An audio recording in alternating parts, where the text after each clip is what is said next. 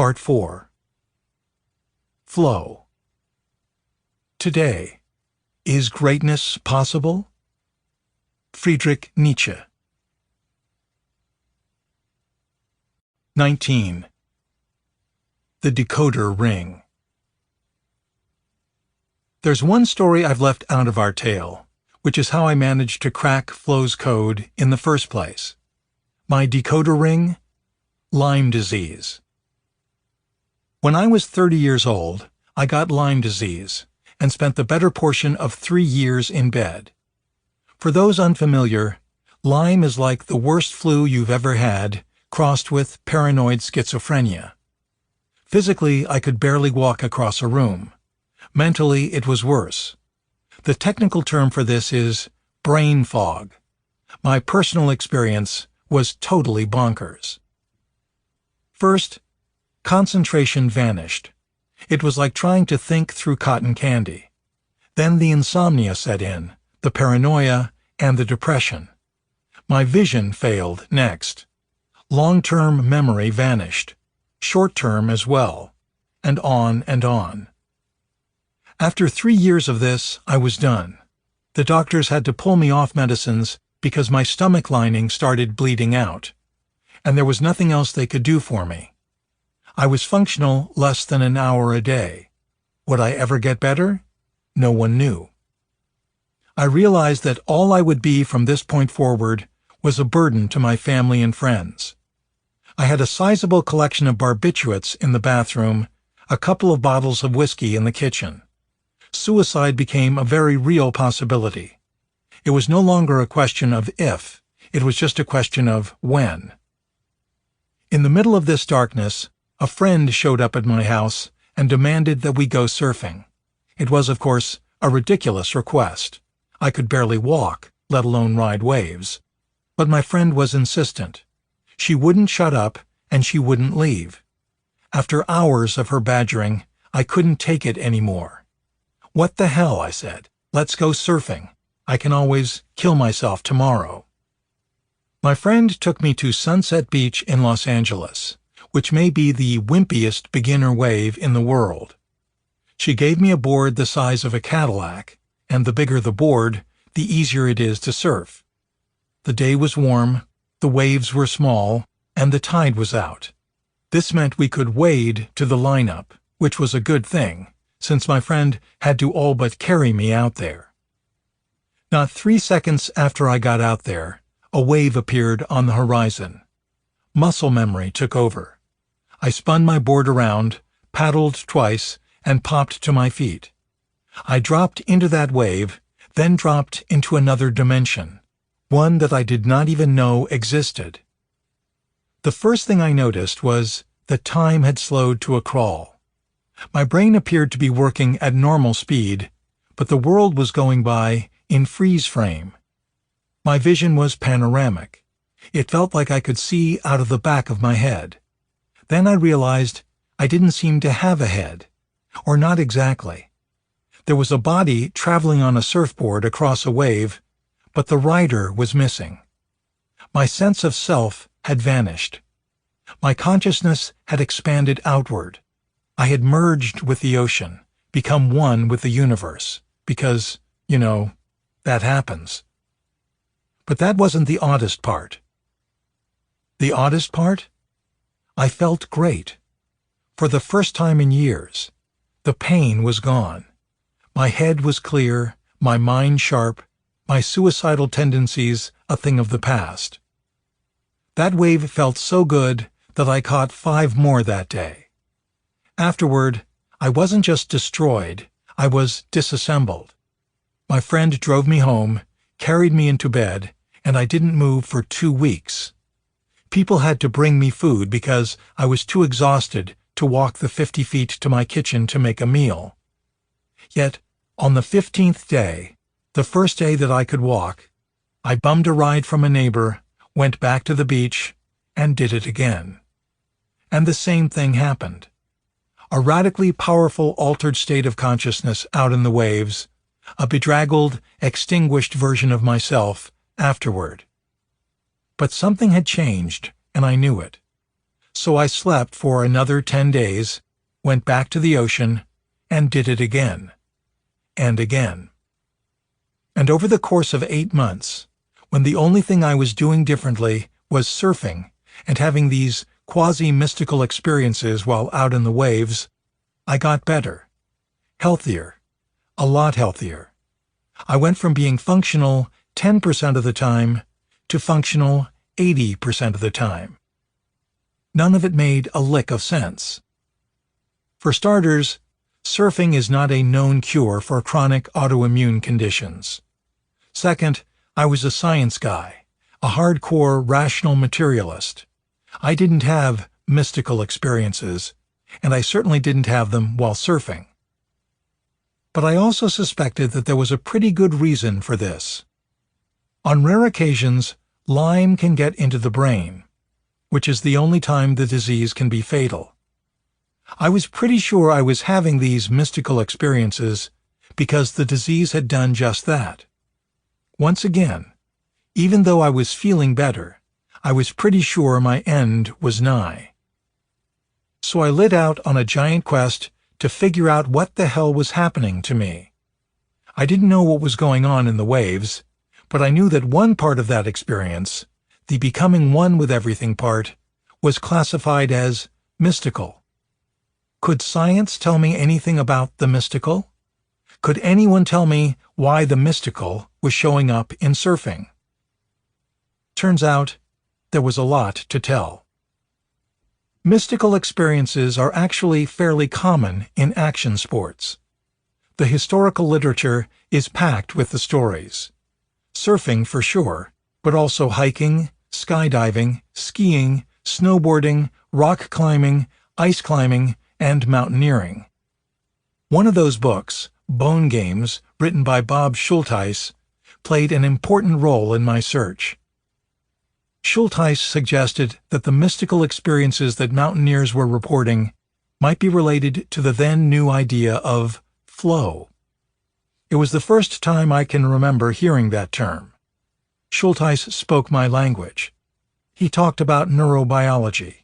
He linked flow to endorphins, the popular explanation for runner's high, and to our fight-or-flight hormones and a number of mood-boosting reward chemicals. The inkling of an idea began to form. It was more of a question. If this shift in neurobiology called flow helped me go from seriously subpar back to normal, could flow help normal people, like those early action and adventure sports athletes I had encountered, go all the way up to Superman? I had no idea. I wasn't even sure who to ask. But then I caught another break. I was still on my quest to decode the science of mystical experiences, which had led me to the University of Pennsylvania neuroscientist Andrew Newberg. Newberg had gotten curious about cosmic unity, which is the term for that feeling I got out in the waves, that feeling of becoming one with everything. To try to understand it better, he used single-photon emission computerized tomography to take pictures of the brains of Franciscan nuns and Tibetan Buddhists during ecstatic meditation, with ecstatic meaning the meditation produces that feeling of cosmic unity. Newberg discovered biology beneath these experiences. Ecstatic meditation creates a profound shift in brain function. It comes down to extreme focus, which ecstatic meditation requires, which in turn requires a ton of energy. But the brain has a fixed energy budget, which means it's always trying to conserve. During ecstatic meditation, to provide the extra energy required by that extreme focus, the brain performs an efficiency exchange. It shuts down non-critical structures and repurposes that energy for attention. One structure that gets shut down is the right posterior superior parietal lobe. Under normal conditions, this is a part of the brain that helps us navigate through space. It creates a boundary line around the body, separating self from other, a feeling that tells us this is where we end and the rest of the world begins. If you're trying to cross a crowded room, you need this felt sense of self so you don't bump into other people. Conversely, if you have brain damage to this area, you have difficulty sitting down in a chair because you're not sure where you end and the chair begins. In meditation, once this structure deactivates, the boundary line we draw around ourselves dissolves. We lose the ability to separate self from other. At that moment, Newberg explains, the brain concludes, it has to conclude, that you are one with everything. Newberg's discovery led me to another question. Surfers need extreme focus to ride waves. Could this be the same kind of attention required by ecstatic meditation? Could this same extreme focus be what was triggering flow in surfers and producing that feeling of being one with the waves that I experienced? I didn't know, which is when I called Andrew Newberg for the first time. That phone call led to a second, then a third. Over about 8 months, we pieced it together. The upshot? Newberg suspected I might be right. Focus is focus, he'd said. There's probably not that much difference between the pinpoint attention required by surfers and the pinpoint attention required by meditators. I'd also asked if he thought the object of one's attention mattered. The nuns were focused on God's love, so they became one with love. The Buddhists, focused on cosmic unity, became one with everything. And the surfers had their attention on the waves, so they merged with the ocean. Could it be that you become one with the thing you're focused on? These are good questions, said Newberg. You should keep asking them. And for the next 2 decades, that's what I did. Over the rest of Part 4, we'll unpack what I discovered, seeing how flow works in the brain, and learning to put this information into practice in our lives. But before we do that, a little history is helpful. And the best place to start is where the story first starts, in the late 19th century, with Friedrich Nietzsche, the world's first high-performance philosopher. 20. Flow science. The Übermensch era. I teach you the Superman. Man is something that is to be overcome. What have you done to overcome him? Nietzsche wrote these words in 1883 in his masterwork, Thus Spoke Zarathustra. It's worth mentioning here because Nietzsche was the original high-performance philosopher, the first truly modern thinker to consider the question of peak performance. That's the Superman in the above quote, the Übermensch in the original German, and how to become this Übermensch was Nietzsche's core concern. Nietzsche earns this title not because he's the first philosopher to ponder peak performance. There's a lot of history here. The Stoic creed of the ancient Greeks, the perfectibility of man of the Enlightenment thinkers.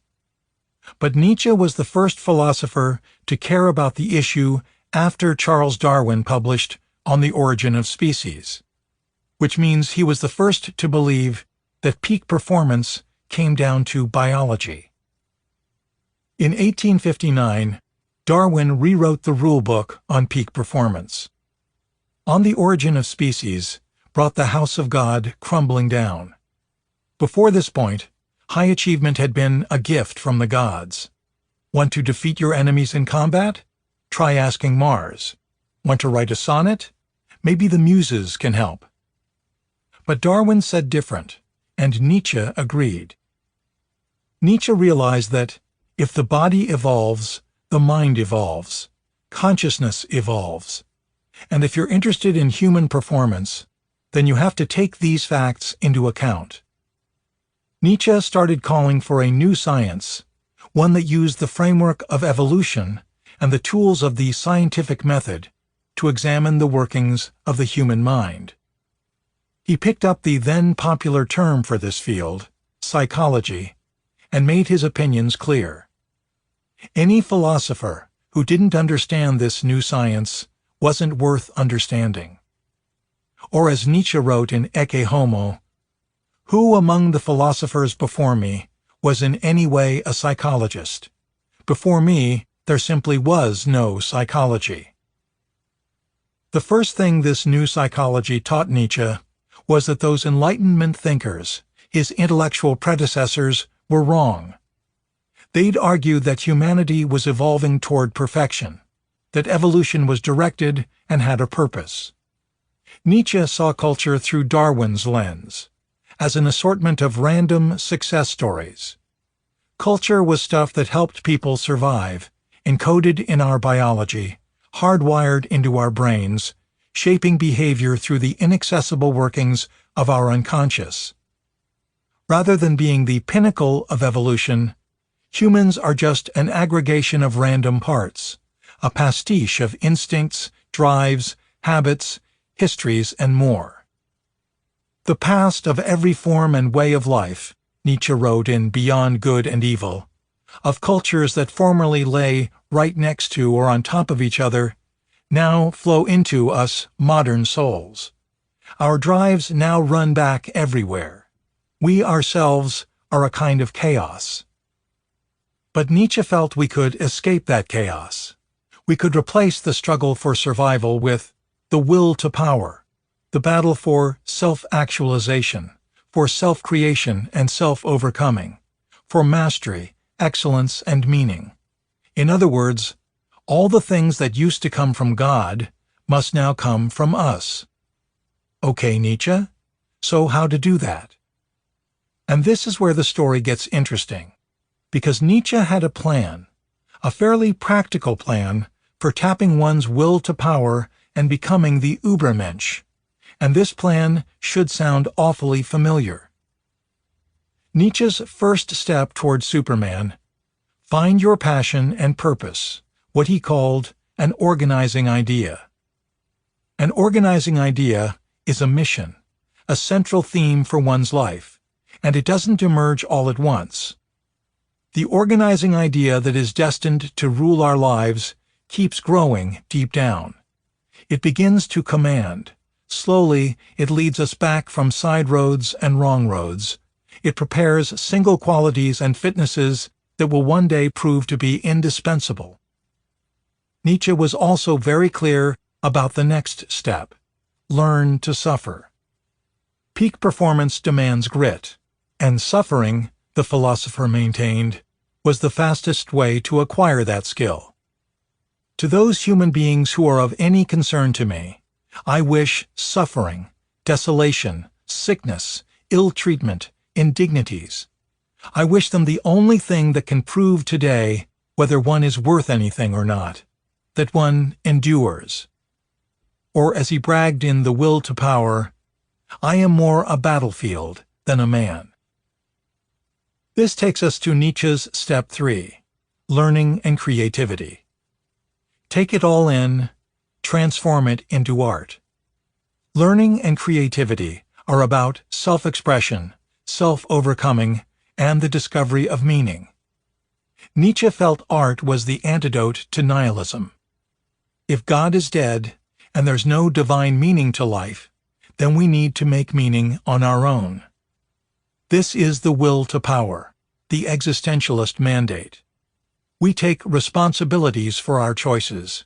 We act, we create, and we alone bear the responsibility of our creation. And this brings us to the final step in Nietzsche's process: flow, though he didn't use that word. Nietzsche's word was Rausch, a word originally coined by Johann Goethe that translates to the acceleration of movement leading to a flowing joy. In The Will to Power, Nietzsche describes Rausch as the great stimulus to life, both an unconscious biological process and a higher mode of being, characterized by power, strength, and vision, where our modern pondering self is replaced by the animal vigor of an older, primal self. Nietzsche thought Rausch was one of the most powerful experiences we could have, and a foundational requirement for tapping our inner creative genius.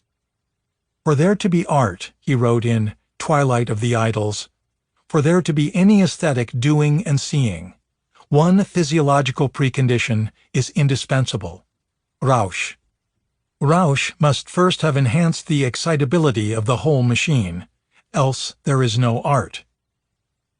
Nietzsche started his career calling for a science-based approach to peak performance, and ended up with the same blueprint used in this book.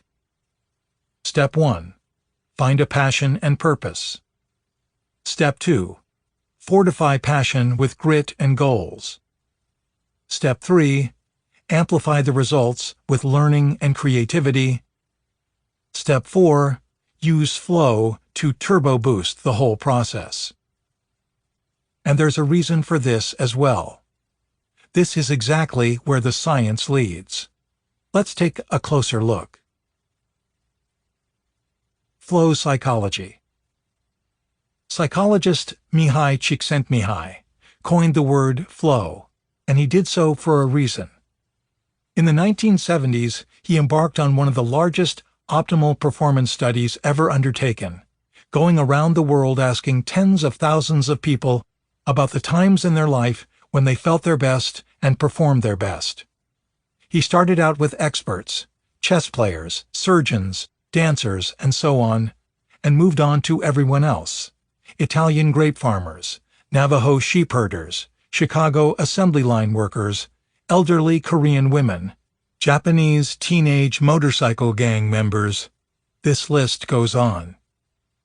Everyone he spoke to, regardless of culture, class, gender, or age, said they feel their best and perform their best when they're in an altered state of consciousness, a state where every decision, every action, flows seamlessly, perfectly from the last. Csikszentmihalyi chose the term flow because that's how the state itself feels. Flow feels flowy. It is a literal description of experience itself. This was the first in a series of foundational discoveries Csikszentmihalyi made about the state. His second discovery built off the first. Flow showed up everywhere he went. Why? Because the state is universal. Evolution shaped the brain to perform at its best by getting into flow. So the state shows up in anyone, anywhere, provided certain initial conditions are met. His third discovery was that flow was definable. The state has 6 core psychological characteristics, and if all 6 show up, we call that experience flow. Here's the full list. Complete concentration. More specifically, complete concentration on a limited field of information. Attention locked onto the task at hand. Engagement, enjoyment, and total absorption in the right here, right now. The merger of action and awareness. This is the front edge of that feeling of oneness with everything. It means that duality, the sense of being both an outside observer in your life and an active participant, melts away. You can no longer distinguish the self from the thing that the self is doing. Our sense of self vanishes. In flow, our sense of self disappears. Our sense of self-consciousness vanishes as well. The inner critic is quiet. The voice of doubt is silenced. And we experience this as liberation, as freedom. We are finally getting out of our own way. An altered sense of time. Technically, time dilation. Either time slows down, and we get that freeze frame effect, or time speeds up, and 5 hours pass by in 5 minutes. Past and future vanish, and we are plunged into an elongated present, what is sometimes called the deep now. Paradox of control. We have a powerful sense of control over the situation, often in a situation that is normally not controllable. In this moment, we are captain of our ship, master of this small slice of our destiny. Autotelic experience. The experience is intensely and intrinsically rewarding, or, in technical parlance, autotelic, meaning the activity is its own reward. The thing we're doing is so pleasurable and meaningful that we will go to great lengths to do it again, even at enormous personal risk and expense. Csikszentmihalyi's fourth breakthrough follows from his third. Because flow is describable, it's measurable. Psychologists now have a number of extremely well-validated methods for doing just that. All measure these 6 attributes and the depth to which they appear during a given experience. The fifth thing Csikszentmihalyi realized was that the experience we call flow is actually a spectrum of experiences. In a sense, the state is like any other emotion. Take anger. You can be a little irked or homicidally murderous. Same emotion, just opposite ends of a spectrum. The same is true for flow. You can be in a low-grade microflow state on one end of this spectrum, or a full-blown macroflow state on the other.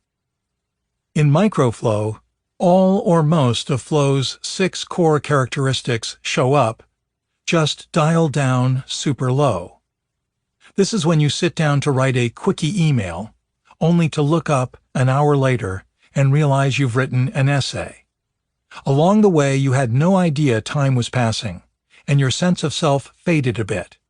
Maybe you really had to go to the bathroom but didn't notice until after you finished writing that email. Macroflow is the other end of the spectrum. This is when all of flow's characteristics show up at once, dialed up to 11. Macroflow is the quasi-mystical. My experience surfing away Lyme disease, for example, and one of the most potent experiences we can have on this planet. In macroflow, not only does the impossible become possible, it becomes just another thing we do, like eating breakfast, like tying our shoelaces. The sixth discovery that Csikszentmihalyi made about flow is maybe the most important. In his research, the people who scored off the charts for overall well-being and life satisfaction were the people with the most flow in their lives. The state is the source code. The next question, what's the source of that source code? And this is where neuroscience comes into this story. In the years since Csikszentmihalyi did this foundational work, brain imaging technology has advanced by leaps and bounds. This has allowed us to look deep under the hood of flow, to see where the state is coming from and why it's coming.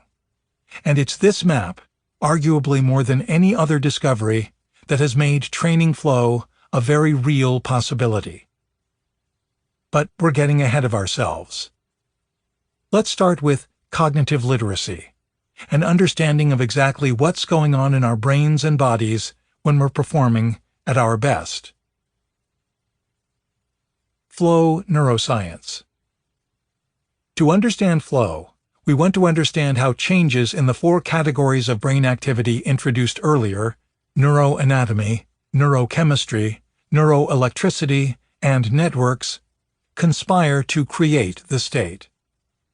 2 of these areas, neuroanatomy and networks, answer the question of where in the brain something is taking place. Neuroanatomy is a way of talking about localized structures such as the amygdala and the hippocampus. Yet, as things rarely happen in only one place in the brain, we also have to discuss networks. The salience network, the default mode network, the fear network. These are all examples. These are areas in the brain linked by high-speed connections or areas that tend to co-activate. Our next 2 categories, neurochemistry and neuroelectricity, are about communication. These are the 2 ways the brain sends messages, both to itself and to the rest of the body. Neurochemicals, aka dopamine, serotonin, and all the rest, are signaling molecules, typically telling the brain to do more of something or less of something. Neuroelectricity is the same thing, except the signals are electric instead of chemical. To explore flow, we're going to go category by category, starting with neuroanatomy, or where in the brain flow is taking place. However, if you want to know where, you actually have to start with when, and not when is this particular flow experience taking place. Rather, when in history are you asking this question about where flow is taking place? Neuroanatomy. For most of the past century, the main thinking about peak performance is what we now call the 10% brain myth. This is the idea that under normal conditions, we're only using a small portion of our brain, say 10%. So peak performance, aka flow, must be the full brain on overdrive. Turns out, we had it exactly backward. In flow, we're not using more of the brain, we're using less. The term for this is transient hypofrontality. Transient means temporary. Hypo is the opposite of hyper. It means to slow down, shut down, or deactivate. Frontality refers to the prefrontal cortex. The prefrontal cortex is a powerful place. As we've seen, it's the seat of a lot of our higher cognitive functions. Executive attention, logical decision-making, long-term thinking, our sense of morality, our sense of willpower, they all reside here. Yet in flow, this portion of the brain shuts down. As we move into the state, and our need for extremely focused attention heightens, the slower and energy-expensive extrinsic system, conscious processing, is swapped out for the far faster and more efficient processing of the subconscious intrinsic system. It's another efficiency exchange, says American University of Beirut neuroscientist Arne Dietrich, who helped discover this phenomenon. We're trading energy usually used for higher cognitive functions for heightened attention and awareness. This is one reason time passes so strangely in flow. Time is a calculation performed in a number of different parts of the prefrontal cortex. It's a network effect. But like any network, when too many nodes shut down, the whole system collapses. When this happens, we can no longer separate past from present from future, and are instead thrust into the deep now. And the deep now has a big impact on performance. Most of our fears and most of our anxieties don't exist in the present. Either we're concerned about horrible things that happened long ago, and we're remembering them in the present so we don't repeat that mistake, or they're scary things that might happen in the future, and we're trying to steer around them from the present. But if I remove past and future from this equation, anxiety levels plummet. Stress hormones are flushed from the system, replaced by mood-boosting chemicals such as dopamine. And since a good mood increases our ability to find far-flung links between ideas, creativity spikes as well. Something similar happens to our sense of self. Self is another network effect, created by a bunch of different structures in the prefrontal cortex. Once those structures start to shut down, that sense starts to disappear. In 2008, we got a good look at this vanishing, when Johns Hopkins neuroscientist Charles Lim used fMRI to examine the brains of improv jazz musicians in flow. He found their dorsolateral prefrontal cortex, an area of the brain best known for self-monitoring, almost completely deactivated. Self-monitoring is that voice of doubt, that defeatist nag, our inner critic. Since flow is a fluid state, where problem-solving is nearly automatic, second-guessing can only slow that process. When the dorsolateral prefrontal cortex goes quiet, those guesses are cut off at the source. The result is liberation. We act without hesitation. Creativity becomes more free-flowing, risk-taking becomes less frightening, and the combination lets us flow at a far faster clip. Neuroelectricity. Changes in brainwave function further this process. In flow, we shift from the fast-moving beta wave of waking consciousness down to the far slower borderline between alpha and theta. Beta is where you are right now as you're listening to this book. It's the neurological signal of awake, alert, and paying attention. It typically means the prefrontal cortex is engaged and the executive attention network is on the job. And if I quicken that wave a little more, amplifying it into high beta, this is too much attention, anxiety, a stress response, thinking on overdrive. Alpha is slightly slower than beta.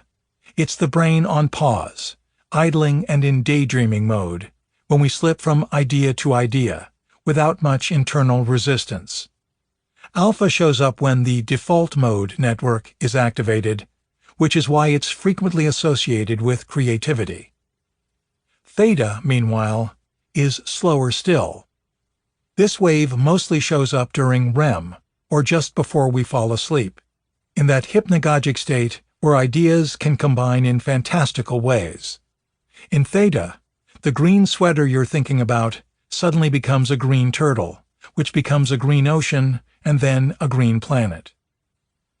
While baseline flow appears to hover around the alpha-theta borderline, around 8 Hz, we don't stay there all the time. Whenever we make a decision, and flow is an action state where we are continuously making decisions, we get pulled off baseline. This happens to all of us.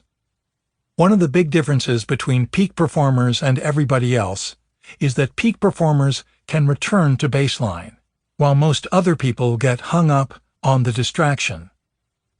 Finally, there's one more brain wave to consider: gamma. This is an extremely fast-moving wave that shows up when the brain makes connections between ideas, a process known as binding. It's called binding because the act of making these connections actually changes the brain, binding neurons together in a novel network, literally the physical manifestation of the connection between ideas. Binding is exactly what happens when we experience a sudden breakthrough, when the solution to a problem simply pops into consciousness, the experience known as aha insight. Research by John Cunios and Mark Beeman shows that just before we have that insight, there's a spike of gamma waves in the brain.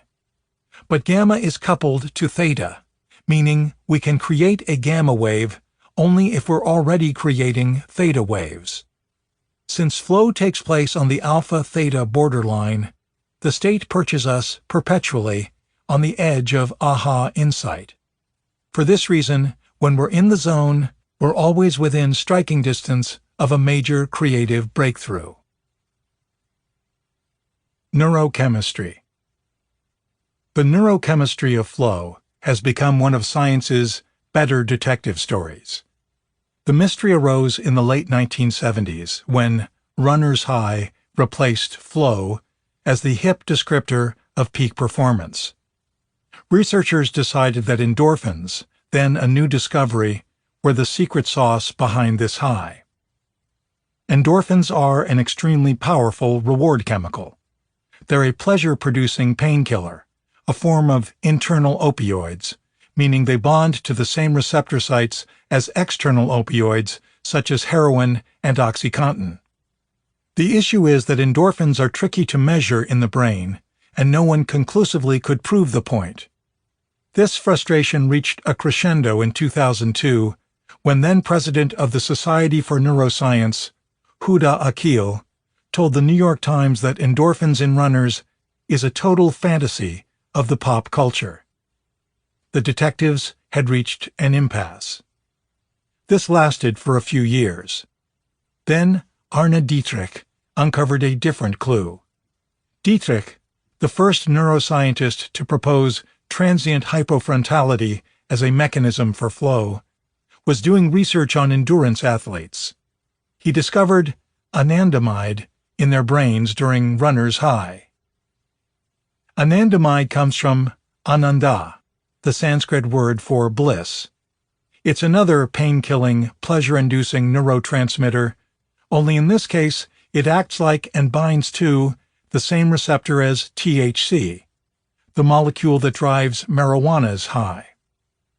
Dietrich's discovery has been confirmed and extended, and we now know that while anandamide is produced during flow in sports, it also shows up during singing, chanting, dancing, and most likely will be found whenever the state is present.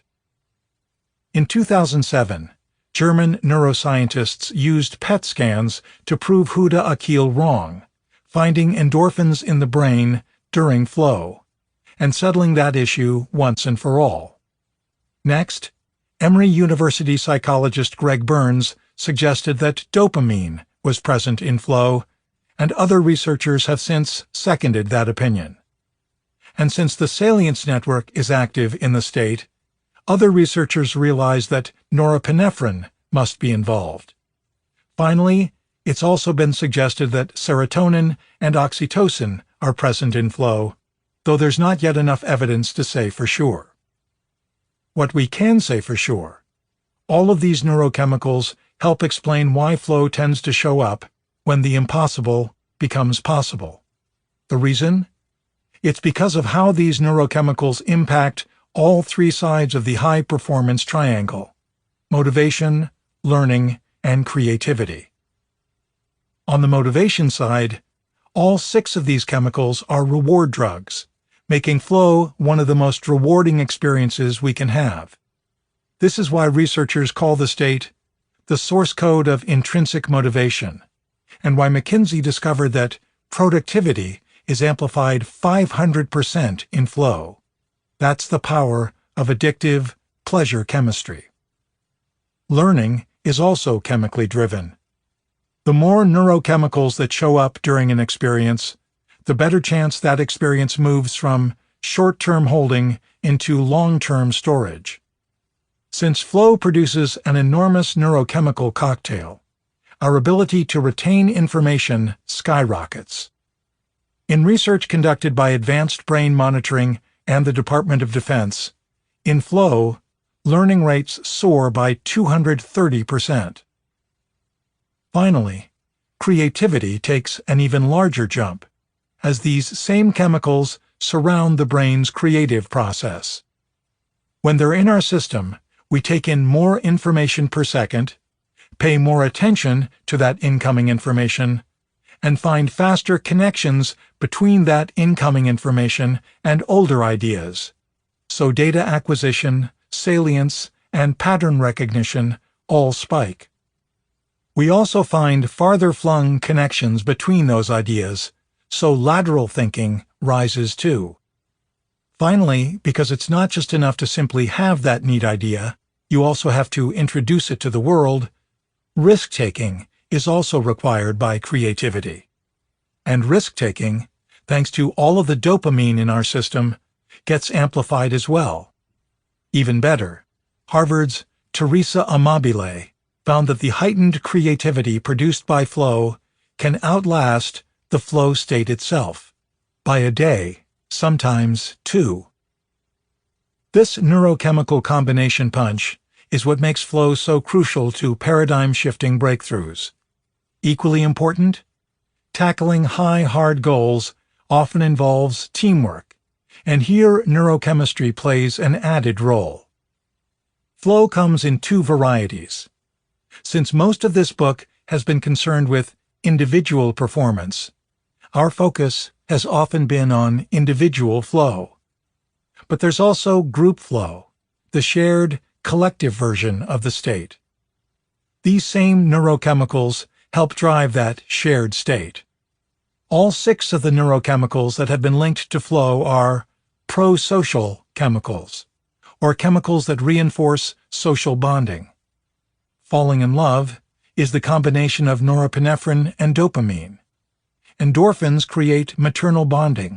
Oxytocin promotes trust, while serotonin and anandamide increase our openness to others and promote calm in social situations. This cocktail is why cooperation and collaboration spike in flow. Networks.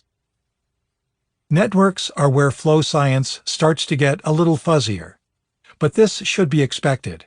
as the connectome, the network wiring diagram of the brain, is one of neuroscience's latest frontiers. Let's start with what we think we know. There's an increasing pile of research showing that flow involves a complicated interplay among the salience network, the executive attention network, and the default mode network. But there are conflicting findings. A mountain of evidence indicates that flow activates both the salience and executive attention networks while deactivating the default mode network. The problem is that flow heightens creativity, and creativity is associated with increased activity in the default mode network. In other words, there's more work to be done. And more work has been done. Additional research conducted by the Flow Research Collective and Stanford neuroscientist Andrew Huberman indicates that the brain's fight response, which involves a circuit between the thalamus and the medial prefrontal cortex, gets involved at the front edge of a flow state. We also know that every other aspect of our fear system is deactivated, while almost every aspect of the dopamine-producing reward system comes online. Additionally, thanks to transient hypofrontality, the network that creates our sense of self deactivates. This puzzle, of course, goes on and on. Yet, while we don't know everything, we definitely know enough to be dangerous, which brings us to flow's triggers and the question of how exactly we can get more flow in our lives. 21. Flow triggers. Back in the 1970s, when Csikszentmihalyi was first exploring flow, he described the state as having 9 core characteristics, rather than the 6 introduced earlier. Those 3 extra characteristics were clear goals, immediate feedback, and the challenge skills balance. In the years following this work, it became clear that while yes, these characteristics did show up whenever flow was present, there was a different reason for this. Rather than being characteristics of the state, they were its causes, or what Csikszentmihalyi later termed proximal conditions for flow, and we now know as flow triggers. Since then, we've identified 19 more flow triggers for our current total of 22. There are probably more, but this is as far as the research has taken us. All of these triggers work by driving attention into the present moment, and they do this in some combination of 3 ways. Either they push norepinephrine and/or dopamine into our system, which are both focusing chemicals, and/or they lower cognitive load, which frees up extra energy that can then be repurposed for attention. In The Rise of Superman, I placed these triggers into 4 broad categories: psychological, environmental, social, and creative. Since then, I've changed the names of a few of those categories to more accurately reflect their function, and also moved some of the triggers into different categories. Apologies for the update, but this is the way science tends to go. We've already explored many of these triggers, but here we'll expand on these ideas and snap the pieces together, creating a practical, tactical, bigger picture. But the most important point, these triggers are your toolbox. If you want more flow in your life, then build your life around these triggers. Internal triggers. Internal triggers are conditions in our inner, psychological environment that create more flow. Back in the 1970s, Mihai Csikszentmihalyi identified clear goals, immediate feedback, and the challenge skills balance as the 3 most critical conditions. He also listed complete concentration as a flow characteristic, which it remains, but it's since been added to the list of triggers, for obvious reasons. Meanwhile, psychologists who study intrinsic motivation have placed another 2 triggers on the list: autonomy and the trinity of curiosity, passion, purpose. We'll start with autonomy. Autonomy. Autonomy is a flow trigger because autonomy and attention are coupled systems. When we're in charge of both our mind, freedom of thought, and our destiny, freedom of choice, our whole being gets involved. In his 2014 paper, Attention and the Holistic Approach to Behavior, Csikszentmihalyi explains it this way.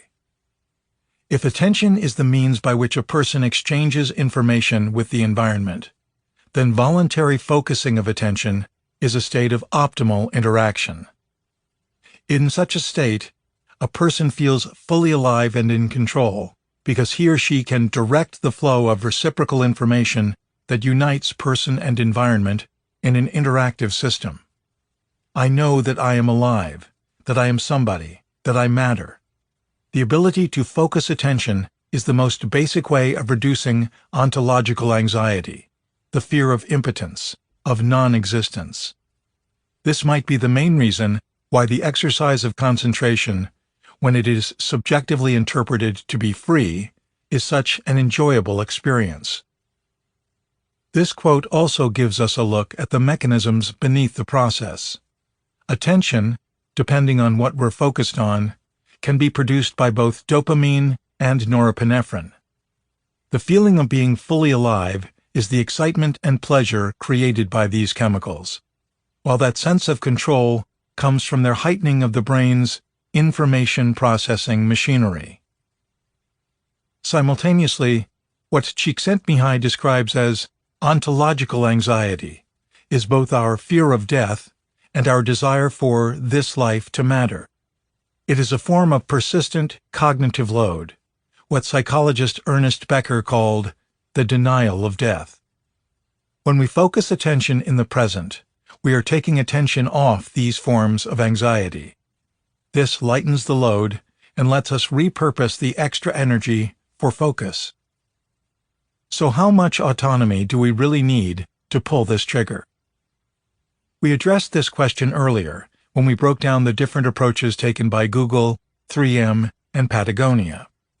We saw that devoting 15 to 20% of your time is more than enough, whereas the minimum requirements are the autonomy needed to do 4 things: get enough sleep at night, get regular exercise, be able to work during periods of maximum alertness, and be able to chase flow when desired.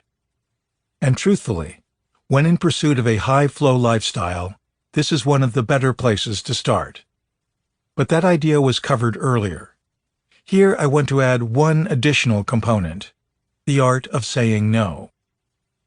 Peak performers routinely turn down opportunities, even fantastic ones, if those opportunities reduce autonomy. Typically this involves money. Writers, for example, have a notoriously tough time paying their bills. Websites, magazines, and newspapers sometimes offer these same writers the opportunity to solve that problem, become editors, and get a regular paycheck. The safety and security are tempting, the prestige as well. Yet one of the main differences between writers who are successful and writers who are not: the successful ones said no to temptation. The others said yes, lost their ability to control their schedules, lost their ability to write regularly, and are now, well, editors. There are similar outs in almost any profession. If you're truly interested in consistent high achievement, then you have to learn that the art of no is woven through the art of impossible. Why? Because the art of flow demands the art of autonomy. Curiosity, passion, purpose. When John Hagel, the co-founder of Deloitte's Center for the Edge, did a global study of the world's highest performers, he consistently found that the individuals and teams who got farthest fastest were the ones consistently tapping into passion and finding flow. Why? Because curiosity, passion, and purpose are flow triggers, a triad of intrinsic motivators that help provide focus for free. And triad is the key word. When all 3 motivators are perfectly stacked, especially once purpose is included, their power increases considerably. Neurobiologically, on their own, each of these motivators has the potential to drive dopamine and norepinephrine into our system. Stacked atop one another, their combined neurochemical surge is typically powerful enough to tighten focus and start to shift consciousness toward flow. More critically, passion is a fairly selfish experience. Purpose fixes the problem. Passion produces ego-driven focus, where issues of pride and identity often get involved. Why does this matter? When the ego is engaged, the prefrontal cortex is active. This makes it nearly impossible to achieve transient hypofrontality. But purpose shifts our lens, putting attention outside ourselves on the task at hand. Once we're focused on something outside ourselves, it's a lot easier to get out of our heads and into the zone. Complete concentration. Flow follows focus. The state only shows up when all of our attention is locked on the present moment, firmly targeted at the task at hand. This helps keep ego out of the picture and the prefrontal cortex deactivated. When locked and loaded, task-specific focus becomes the gateway to the merger of action and awareness, and the activation switch for automatized processing. The brain can now pass management responsibilities from the conscious to the unconscious, while the flow-crushing self stays out of the picture. This makes complete concentration more than just a flow trigger. It's also a flow deal-breaker. Whenever I work with organizations, the very first thing I tell people is that if they can't hang a sign on their doors that reads, "Fuck off, I'm flowing," they can't do this work.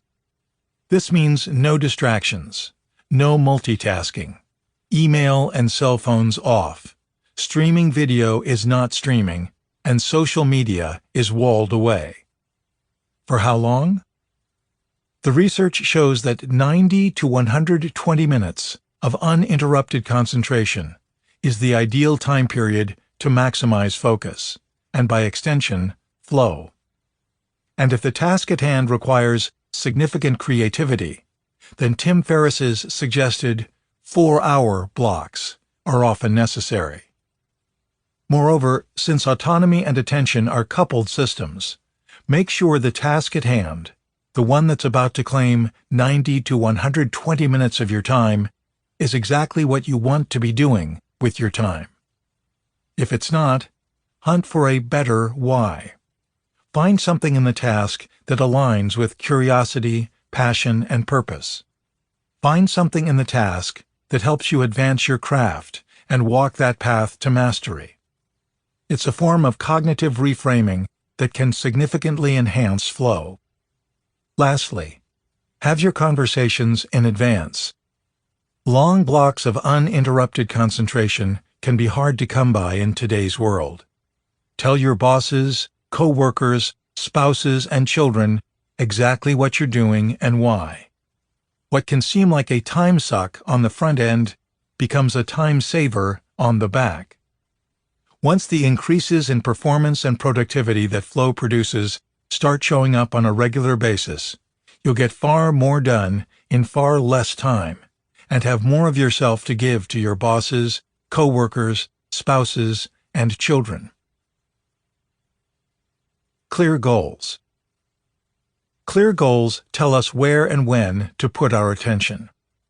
If our goals are clear, the brain doesn't have to worry about what to do or what to do next. It already knows. Thus, focus tightens, motivation heightens, and extraneous information gets filtered out. This lowers cognitive load and frees up extra energy, which can then be repurposed for attention. Action and awareness can start to merge, and we're pulled even deeper into the now. And in the now, there's no past or future, and a lot less room for self, which are the pesky intruders most likely to yank us to the then. This also tells us something important about emphasis. When considering clear goals, most of us have a tendency to skip over the adjective clear to get to the noun, goals. When told to set clear goals, we immediately visualize ourselves on the Olympic podium, the Academy Awards stage, or the Fortune 500 list, saying, "I've been picturing this moment since I was 15." We think that's the point. But those podium moments can pull us out of the present. Even if success is seconds away, it's still a future event, subject to hopes, fears, and all sorts of now-crushing distraction. Think of the long list of infamous sporting chokes. The missed shot at the last second of the NBA Finals. The errant putt that closes the Augusta Masters. In those moments, the gravity of the goal pulled the participants out of the now, when, ironically, the now was all they needed to win. If creating more flow is the aim, then the emphasis falls on clear and not goals. Clarity gives us certainty. We know what to do and where to focus our attention while doing it. When goals are clear, metacognition is replaced by in-the-moment cognition, and the self stays out of the picture. If we want to apply this idea in our daily life, break tasks into bite-sized chunks and set goals accordingly. Aim for the challenge skills sweet spot. A writer, for example, is better off trying to pen 3 great paragraphs than attempting 1 great chapter. Think challenging yet manageable. Just enough stimulation to shortcut attention into the now, but not enough stress to pull you back out again. Of course, the very best clear goals are ones aligned with our massively transformative purpose, our high, hard goals, and all of our intrinsic motivators: curiosity, passion, purpose, autonomy, mastery, fear, and so on. Simply put, people who get this stack right are very hard to stop. Immediate feedback.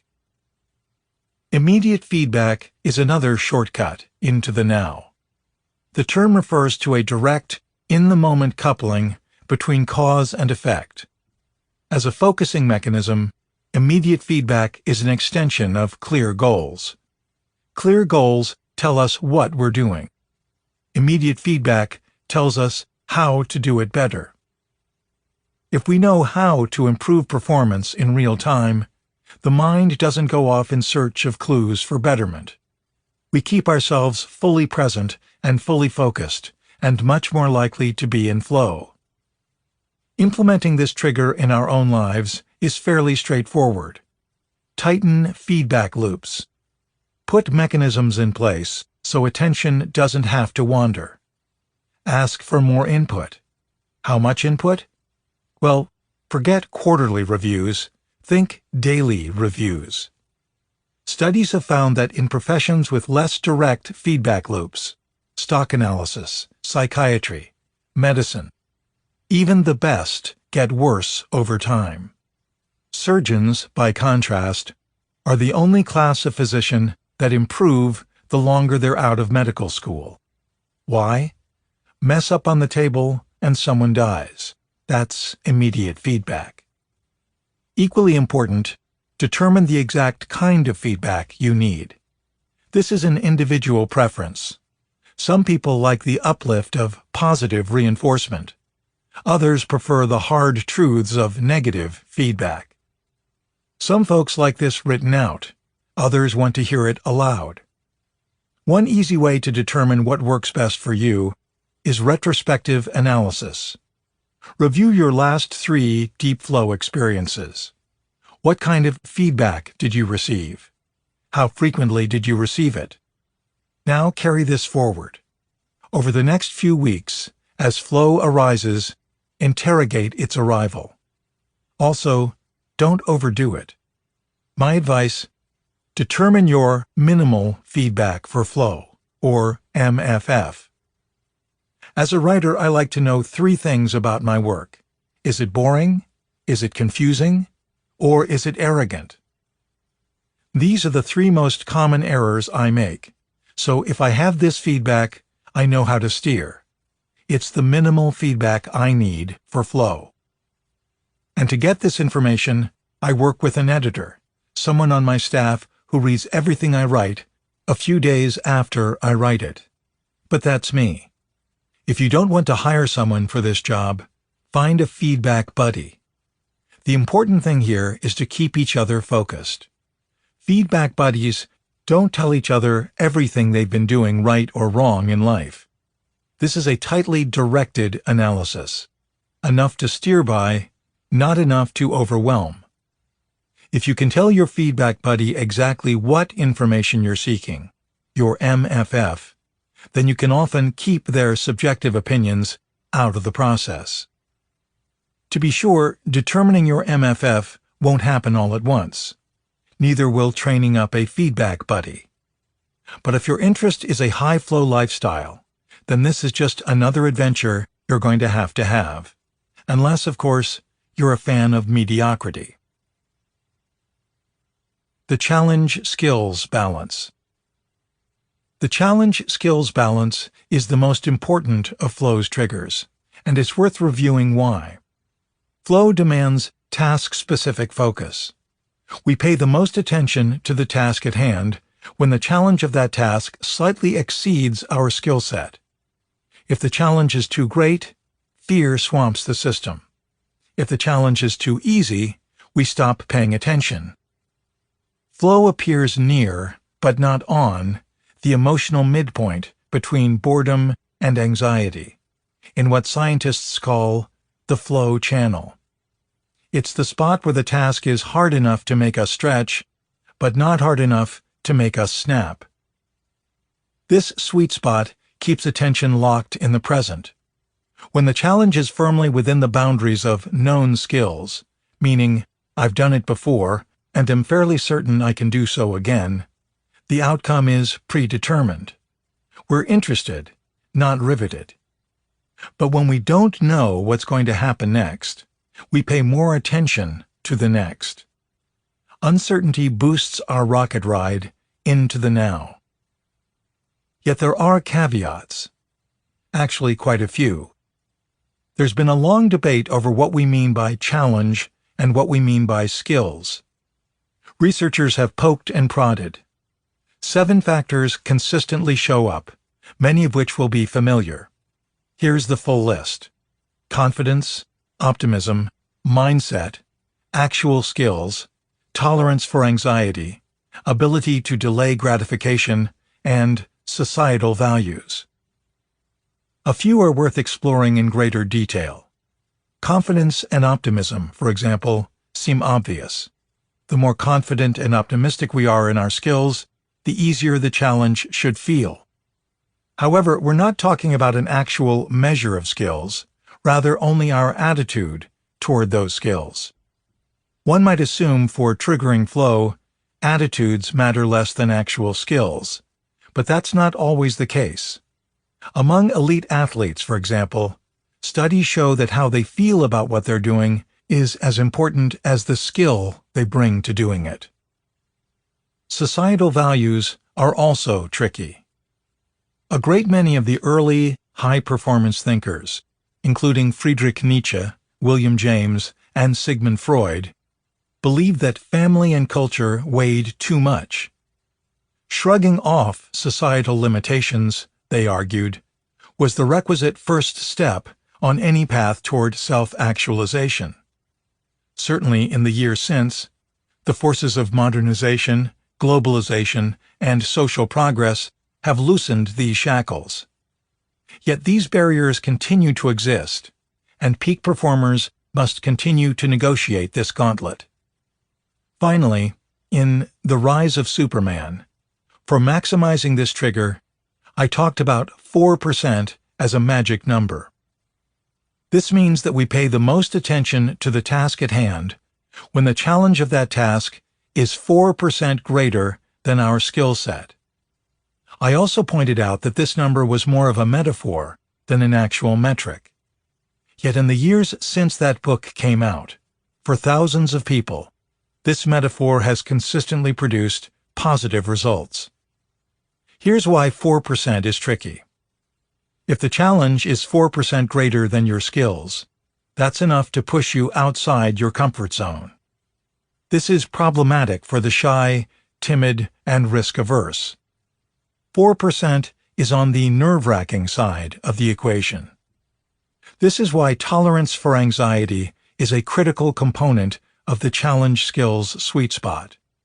When dialed correctly, you're outside your comfort zone, so learning to be comfortable with being uncomfortable is mandatory. For aggressive, Type A types, we find the opposite. 4% is just too small to matter.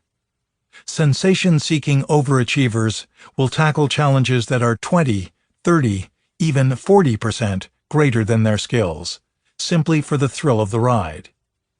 But by setting our sights on those tall mountains, we're depriving ourselves of the very state we need in order to climb them. This doesn't mean not to set high, hard goals. Just chunk them into manageable steps that can become clear goals. What's a perfect clear goal? One where the challenge is 4% greater than your skills. For example, when I'm writing a book, I attack this issue with my daily word count. At the start, before I know what I'm doing, my goal is to write 500 words a day. In the middle, when I have a better sense of direction, that increases to 750 words a day. By the time I'm finishing, 1,000 is my target. In other words, while the challenge skills sweet spot can be a moving target, 4% is how I aim. To apply this in your own life, simply think about the most important tasks you face in a day, and ask yourself if you're overextended or underextended. Is the challenge too great? Does thinking about it produce too much anxiety? If that's the case, chunk it into smaller tasks and lighten that load. If the opposite is true, if you find the challenges ahead understimulating, make them harder. Demand more excellence from yourself. Either way, tune every task you do in a day so each of them lands inside the challenge skills sweet spot. External triggers. External triggers are environmental triggers or qualities in the world around us that drive us deeper into flow. There are 4 in total, though they all tend to work the same way, pushing dopamine and norepinephrine into our system, enhancing focus, and pushing us into the zone. High consequences. High consequences are about threats lurking in our environment. This could be a CEO stepping into the boardroom, a soldier sneaking behind enemy lines, or a surfer paddling out into the ocean. In whatever case, danger is a built-in feature of the experience. And danger aids our cause. Risk increases the amount of norepinephrine and dopamine in our system. In fact, the entire idea of an adrenaline rush is a misnomer.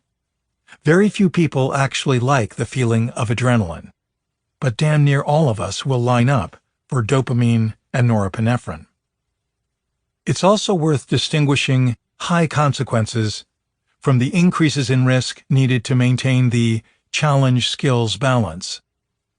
On the challenge skills side of this coin, risk is more of an internal approach to the task at hand rather than an external quality found in the environment. As a writer, if I'm being exceptionally vulnerable and truthful in a piece of prose, then I'm a little outside my comfort zone and correctly applying the challenge skills balance. If I decide to carry my laptop up to a high mountain peak and write while perched on the edge of a cliff, that would be a high consequence environment. Of course, you could put these triggers together as well, which is a skier on a really steep slope, a high consequence environment, attempting to jump off a cliff, a way of amplifying the challenge skills balance. Or a mid-level manager who decides to pitch a new idea, a challenge skills move, at a company-wide meeting, a high-consequence environment. It's important to point out that the high-consequence trigger doesn't necessitate physical risk. You can put yourself into riskier social environments, creative environments, or intellectual environments. Ask any doctor in training.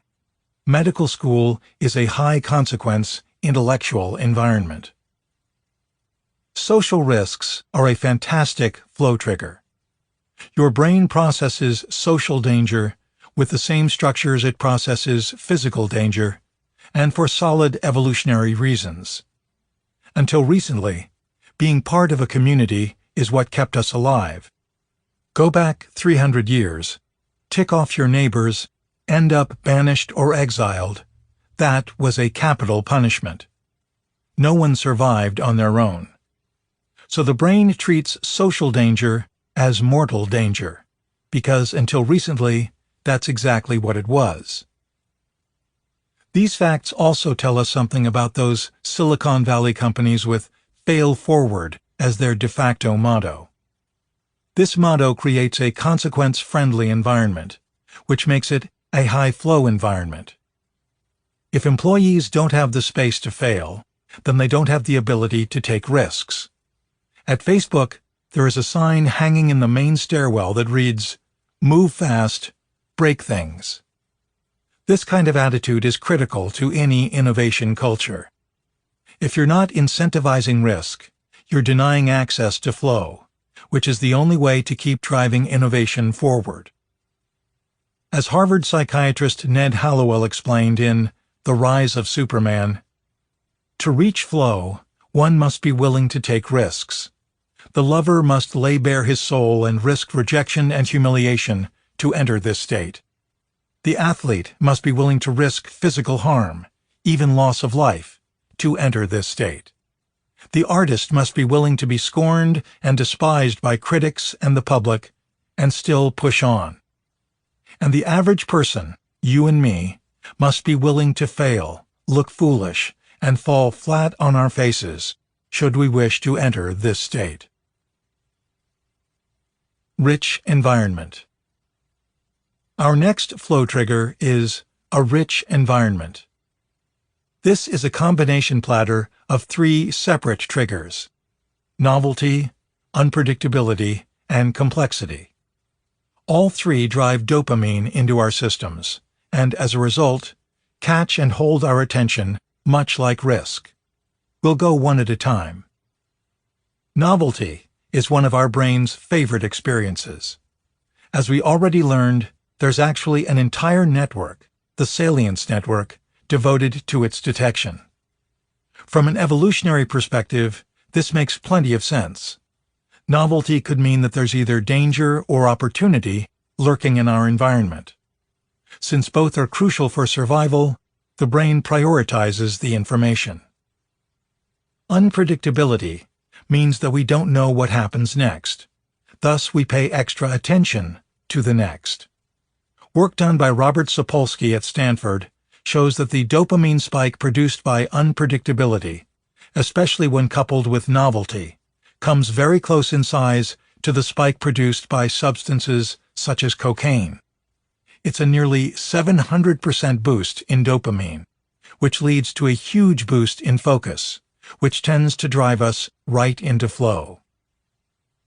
Complexity shows up when we force the brain to expand its perceptual capacity.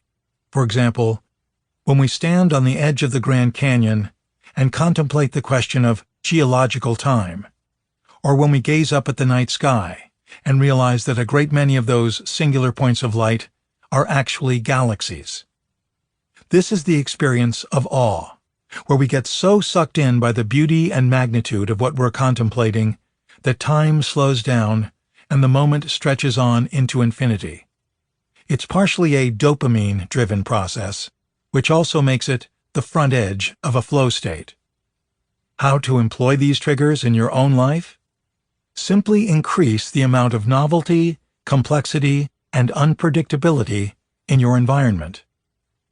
This is exactly what Steve Jobs did when he designed the offices at Pixar. Jobs built a large atrium at the building's center.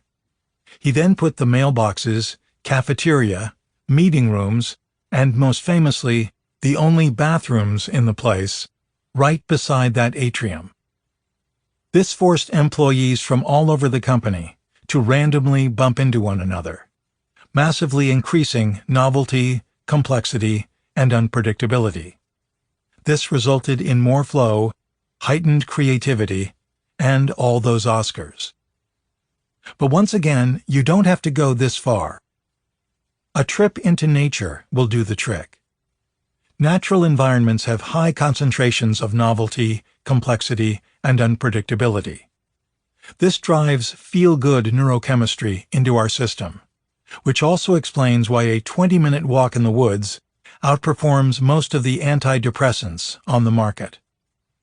We can also pull these triggers by reading, or deciding to work in a coffee shop that's far from home, or both. Whenever I'm trying to learn a new subject, for example, I always take my textbooks on the road. The novelty, complexity, and unpredictability of the new environment drives flow, and flow makes learning that subject much, much easier. Deep embodiment.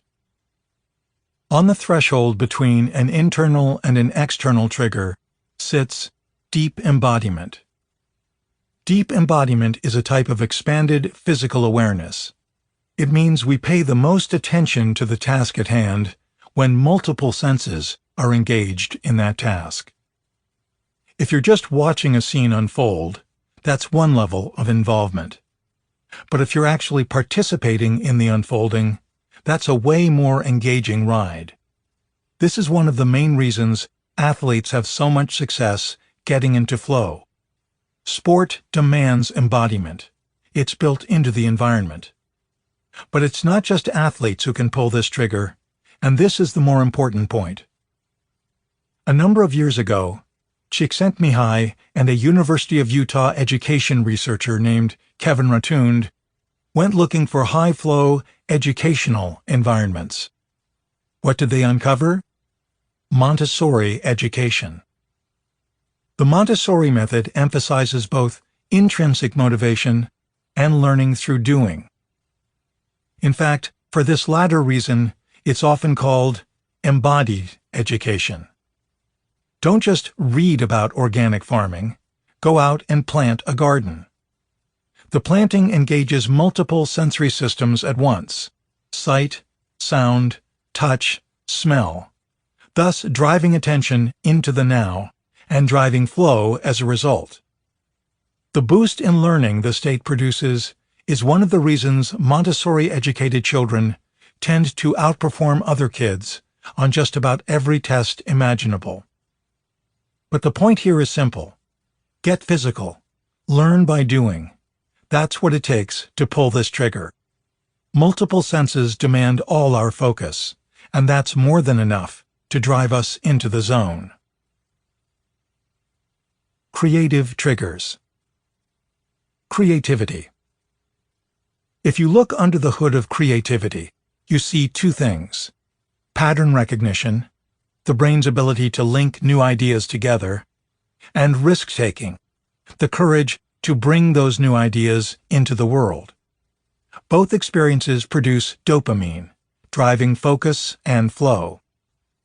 This means that for those of us who want more flow in our lives, we have to do three things consistently. First, we need to be constantly loading the pattern recognition system with the raw materials it needs to find connections. This is the reason to read 25 to 50 pages a day in a book that's a bit outside your specialty. Second, learn to think differently. Instead of tackling problems from familiar angles, go at them backward and sideways and with style. Go out of your way to stretch your imagination. Massively up the amount of novelty in your life. New environments and new experiences are often the start of the connections that become new ideas. The third thing might be the most important. Make creativity a value and a virtue. Your life needs to become your art. Or to be more specific, the art of impossible demands the art of life. One reason we saw such an explosion of flow in the action and adventure sports world was this kind of priority shift. Until the free-ride expression session movement of the 1990s, excellence was typically judged by easily measurable metrics like speed. In skiing and snowboarding, the fastest person to the bottom of the hill won. But in the 1990s, people backed away from these kinds of proving ground contests and instead started valuing creativity. The most creative line was the true measure of excellence. Style mattered.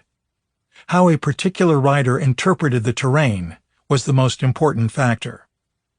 This is how creativity became a central value and a virtue.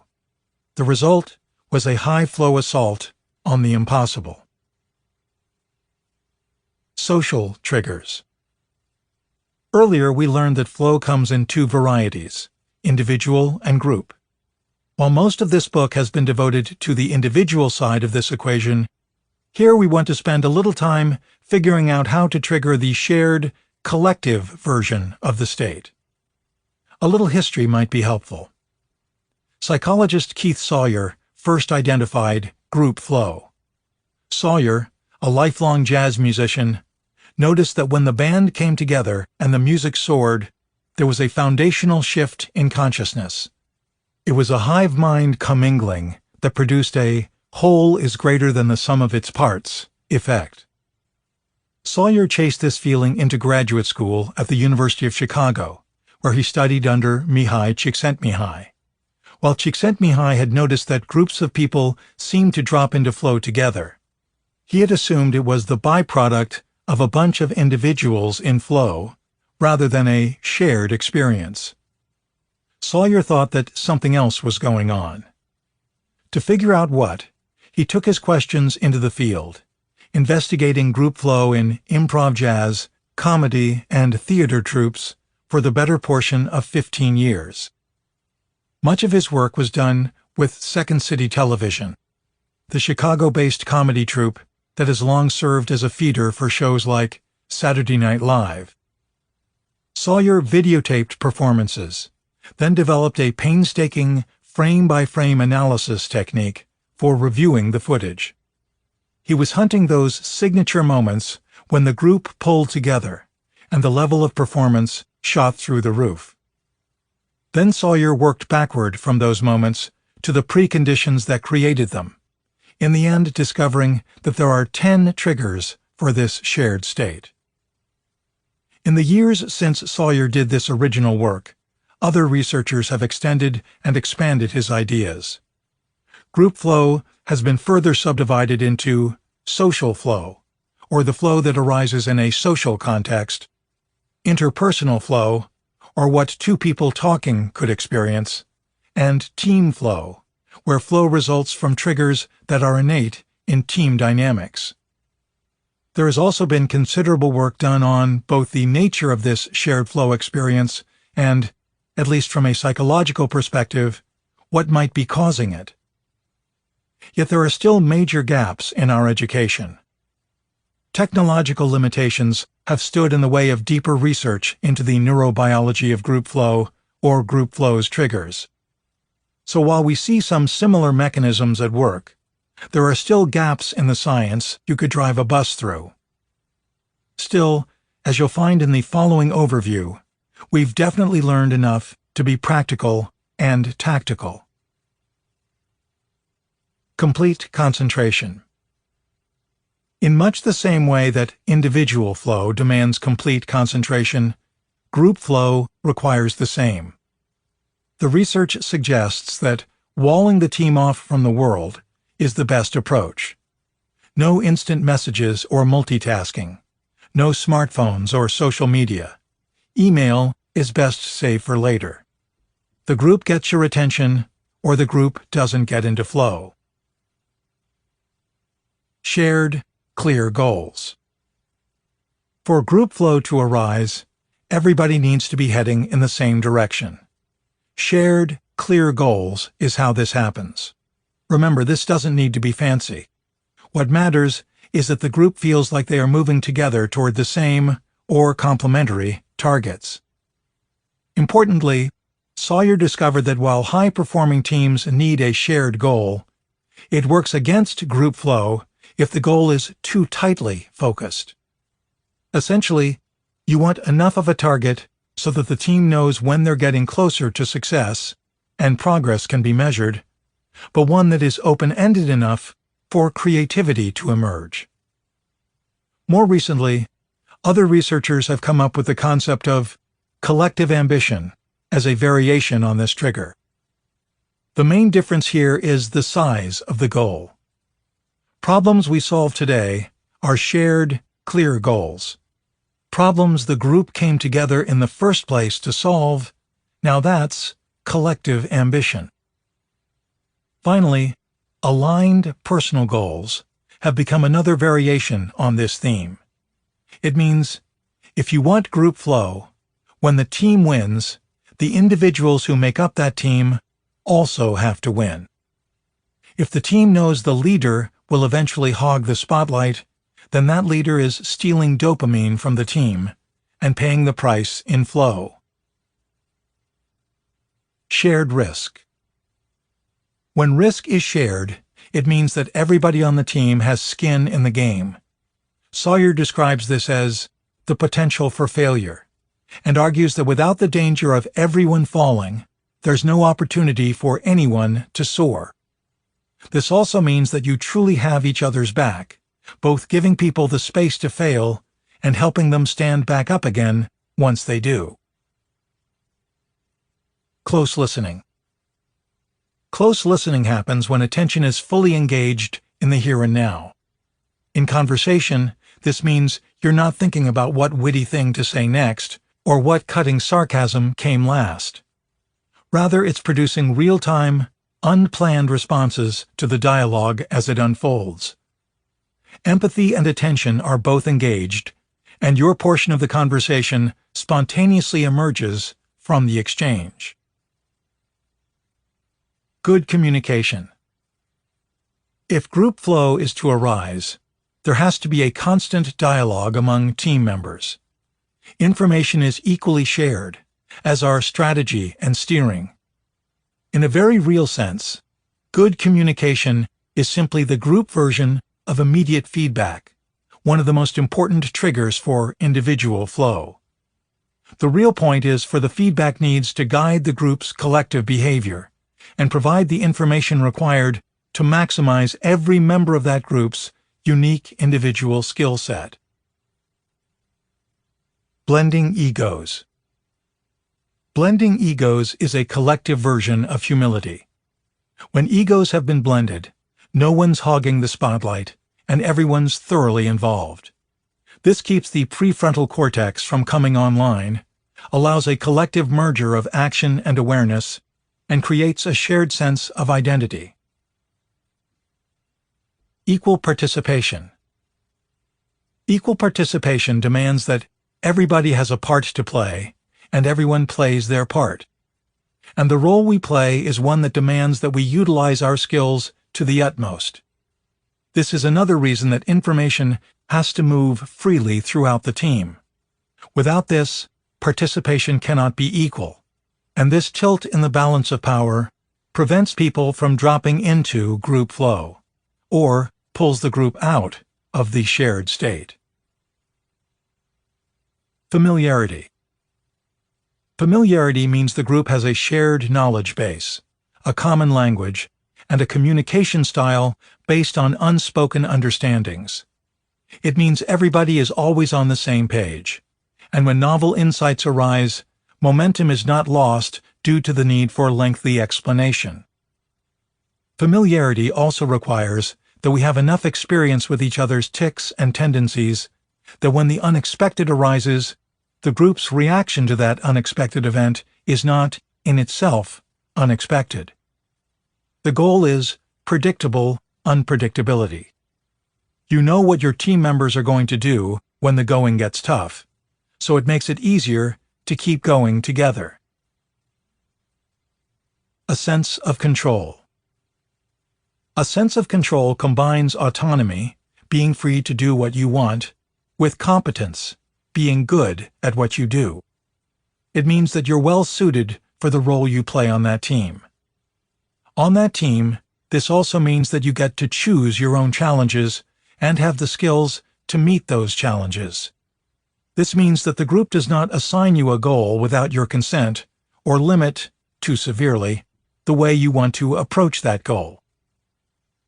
Marisa Salanova, a psychologist at Jaume I University in Spain, recently extended this idea, discovering that collective efficacy beliefs are a frequent predictor of group flow.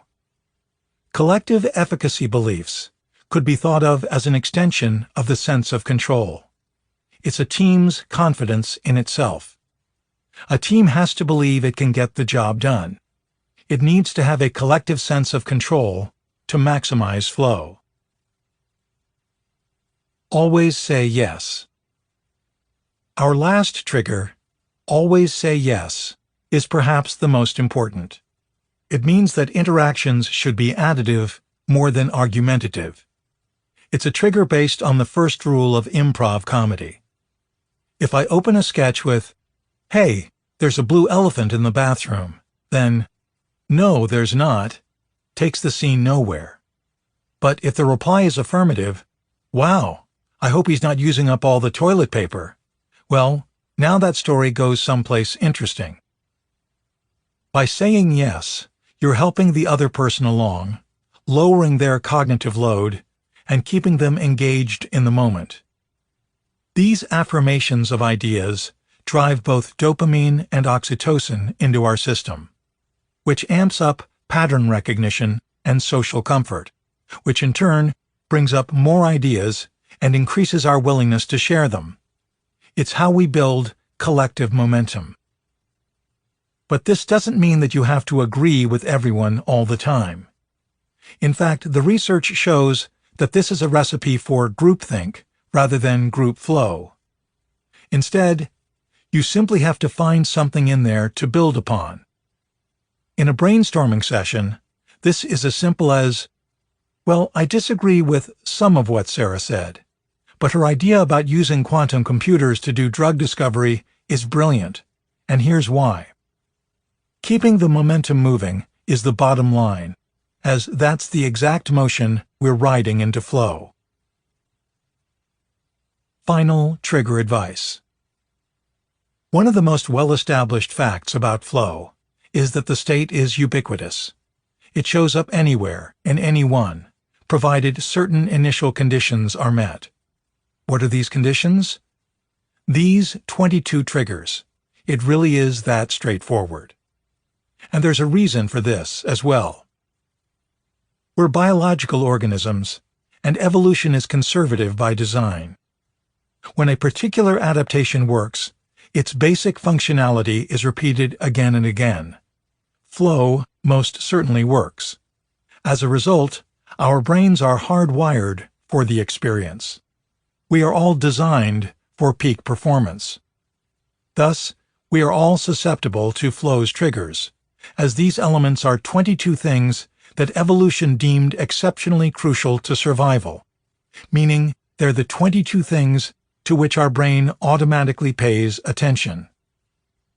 And to really cultivate flow in your life, build these triggers into every facet of your life. Train risk, seek out novelty, tighten feedback loops, keep the pattern recognition system stocked with information so the creativity trigger is always close at hand. Play always say yes games in your personal relationships. Practice ego blending in every conversation you fall into, and on and on. 22. The flow cycle. We used to believe that flow worked like a light switch, either on or off. You're either in the zone or you're not. But thanks to research done by Harvard cardiologist Herbert Benson, we now know that flow is a 4-stage cycle, with each stage underpinned by different and precise changes in brain function. You have to move through each stage of the cycle before you can enter the next. You can't skip steps, and you have to complete an entire cycle to re-enter flow, which is exactly why you can't live in a flow state.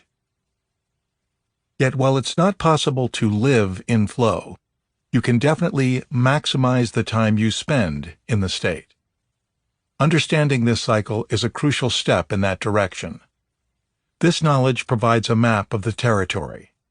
If you know where you are now, you know what to do next. So while you can't live in the zone, you can definitely speed your passage through all stages of the cycle and significantly increase the amount of flow in your life.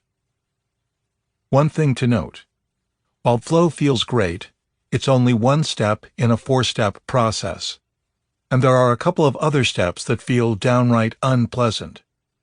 In fact, as we'll see, that unpleasantness is a built-in part of the experience. It's an unavoidable biological necessity. The good news is that every skill we've learned in this book does double duty inside this cycle, speeding progress through the tricky, difficult stages, helping us extend and maximize the positive ones. Let's take a closer look. Stage 1. Struggle. Optimal performance begins in maximum frustration. While flow is an incredible high, it can start with a deep low. Welcome to struggle, the first stage in the flow cycle. Struggle is a loading phase. We're loading, then overloading, the brain with information. And this is why the prefrontal cortex, which is deactivated in flow, is hyperactive in struggle. We're learning in this stage. We need the conscious mind to acquire skills and information. Yet this means that the inner critic, which is silent during flow, can be unfortunately loud during struggle. So buckle up. Here's why. Flow is built around automatic processing, but automatization requires work. You master skills slowly and consciously before the brain can execute flawlessly and unconsciously. Flawless unconscious processing is one reason flow feels flowy. When the brain knows what to do, it does. But first we have to learn what to do, which is what happens in struggle. For a writer, struggle is when you are mastering your subject, conducting interviews, reading relevant material, making chapter outlines, punching the floor because those outlines suck, diagramming possible plot structures on your freshly painted office walls in permanent red magic marker because you're too goddamn dumb to hold them in your freaking head. Or maybe that's just me. For an engineer, struggle is about outlining the problem, determining boundary conditions, designing mathematical models, weighing probable outcomes, and the like. For an athlete, struggle can be skill acquisition. In football, it's a wide receiver learning how to run precise routes, then learning how to use their body to block out defenders, then learning how to make a one-handed catch in traffic. Flow, meanwhile, is what happens when all these automatized skills snap together for one catch-of-the-year shining moment. During this process, unpleasantness is nearly unavoidable. Struggle is about learning, yet working memory is a limited resource. Once we've acquired 3 or 4 new pieces of data, the space is used up. We're tapped out. Everything we try to cram in there afterward produces feelings of frustration.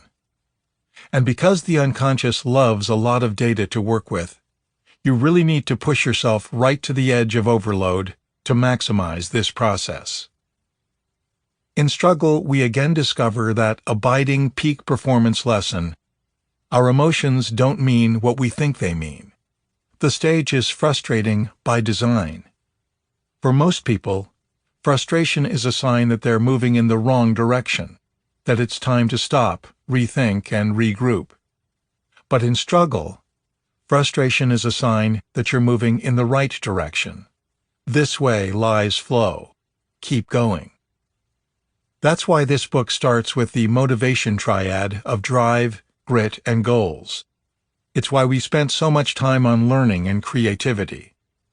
Without these abilities in place, we stall in struggle. And here's the rub. Flow is what actually redeems the struggle. It's our reward for all that hard work. Psychologist Abraham Maslow, who called flow by its earlier name, peak experiences, explained it this way. The peak experience is felt as a self-validating, self-justifying moment. It is felt to be a highly valuable, even uniquely valuable experience. So great an experience sometimes that even to attempt to justify it takes away from its dignity and worth. As a matter of fact, so many people find this so great and high an experience that it justifies not only itself, but even living itself. Peak experiences can make life worthwhile by their occasional occurrence. They give meaning to life itself. They prove it to be worthwhile. To say this in a negative way, I would guess that peak experiences help to prevent suicide. But if you can't handle the frustration of struggle, you can't get access to flow, which means you can't redeem the suffering of struggle. And that suffering shows up whether struggle lasts for milliseconds or months. Neurobiologically, flow arises moments after our senses detect a serious uptick in salience. New critical information is pouring into the brain. If you don't know how to handle this influx, if you're tired or sad or stressed, the results can be frustration and overwhelm. If the situation is dangerous, that information influx can become traumatic stress and learned helplessness. Yet, if this influx arrives and you've trained for that moment and automatized your responses, the brain decides to fight back. This decision is the fight side of what's long been described as the fight or flight response. The nomenclature is no longer appropriate, as work done by Stanford neuroscientist Andrew Huberman shows that fight and flight are actually different responses produced by different parts of the brain. On the fight side, the signal is generated in the center of the thalamus, the brain's relay station. When triggered, we experience a paradox. The sensation we get is frustration, yet we love this feeling. Humans allowed to self-stimulate any area of the brain will zap this spot again and again. Why? Not because we enjoy being frustrated, but rather because this particular frustration is woven through a feeling we can't get enough of: courage. Struggle is a conversation. When that influx of information arrives, the brain asks a question. Hey, this thing you're doing, it's a lot harder than you expected. Do you want to expend a ton of energy and fight back? Or do you want to back off and look for other options? Flow starts with the decision to fight back. Frustration is transformed into courage by our answer to the brain's question. We say, "Hell yes, I'll fight. This is where I make my stand." This is another reason why the habit of ferocity is so critical. Without the ability to instinctively rise to any challenge, most of the time we'll shrink. If we haven't automatized fight, we tend to look for those other options. This, too, is biology. The brain is an energy hog.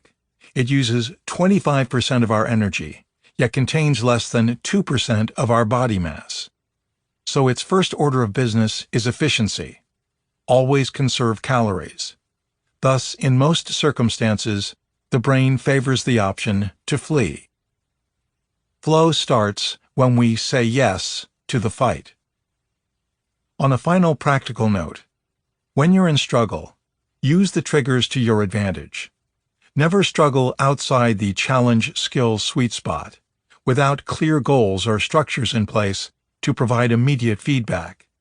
If you're really stuck, deploy novelty, complexity, and unpredictability, meaning go struggle someplace new and novel. Make sure that the pattern recognition system is well stocked and that you're not blocking creativity with a bad mood. And if you are, deploy gratitude, mindfulness, exercise, sleep, and so on to reset your mood. The one trigger to avoid in struggle is high consequences. Certainly, you need enough danger to keep you in the challenge skills sweet spot, but trying to force the issue rarely works out well, which is something every action sport athlete learns the hard way. In my own case, I so clearly remember telling myself, just ski off this cliff, and afterward you'll be in flow for the rest of the day. Well, what actually happened was that I spent the rest of the day in the hospital, and all of that night in surgery. And when it was all said and done, yes, they did manage to reattach my hand to my wrist, but there was no flow to be had along the way. Risks are things to take once you're in flow, as a way to deepen the state. As a rule, risks are not a way to drive yourself into the state, unless, of course, you also want to drive yourself to the hospital.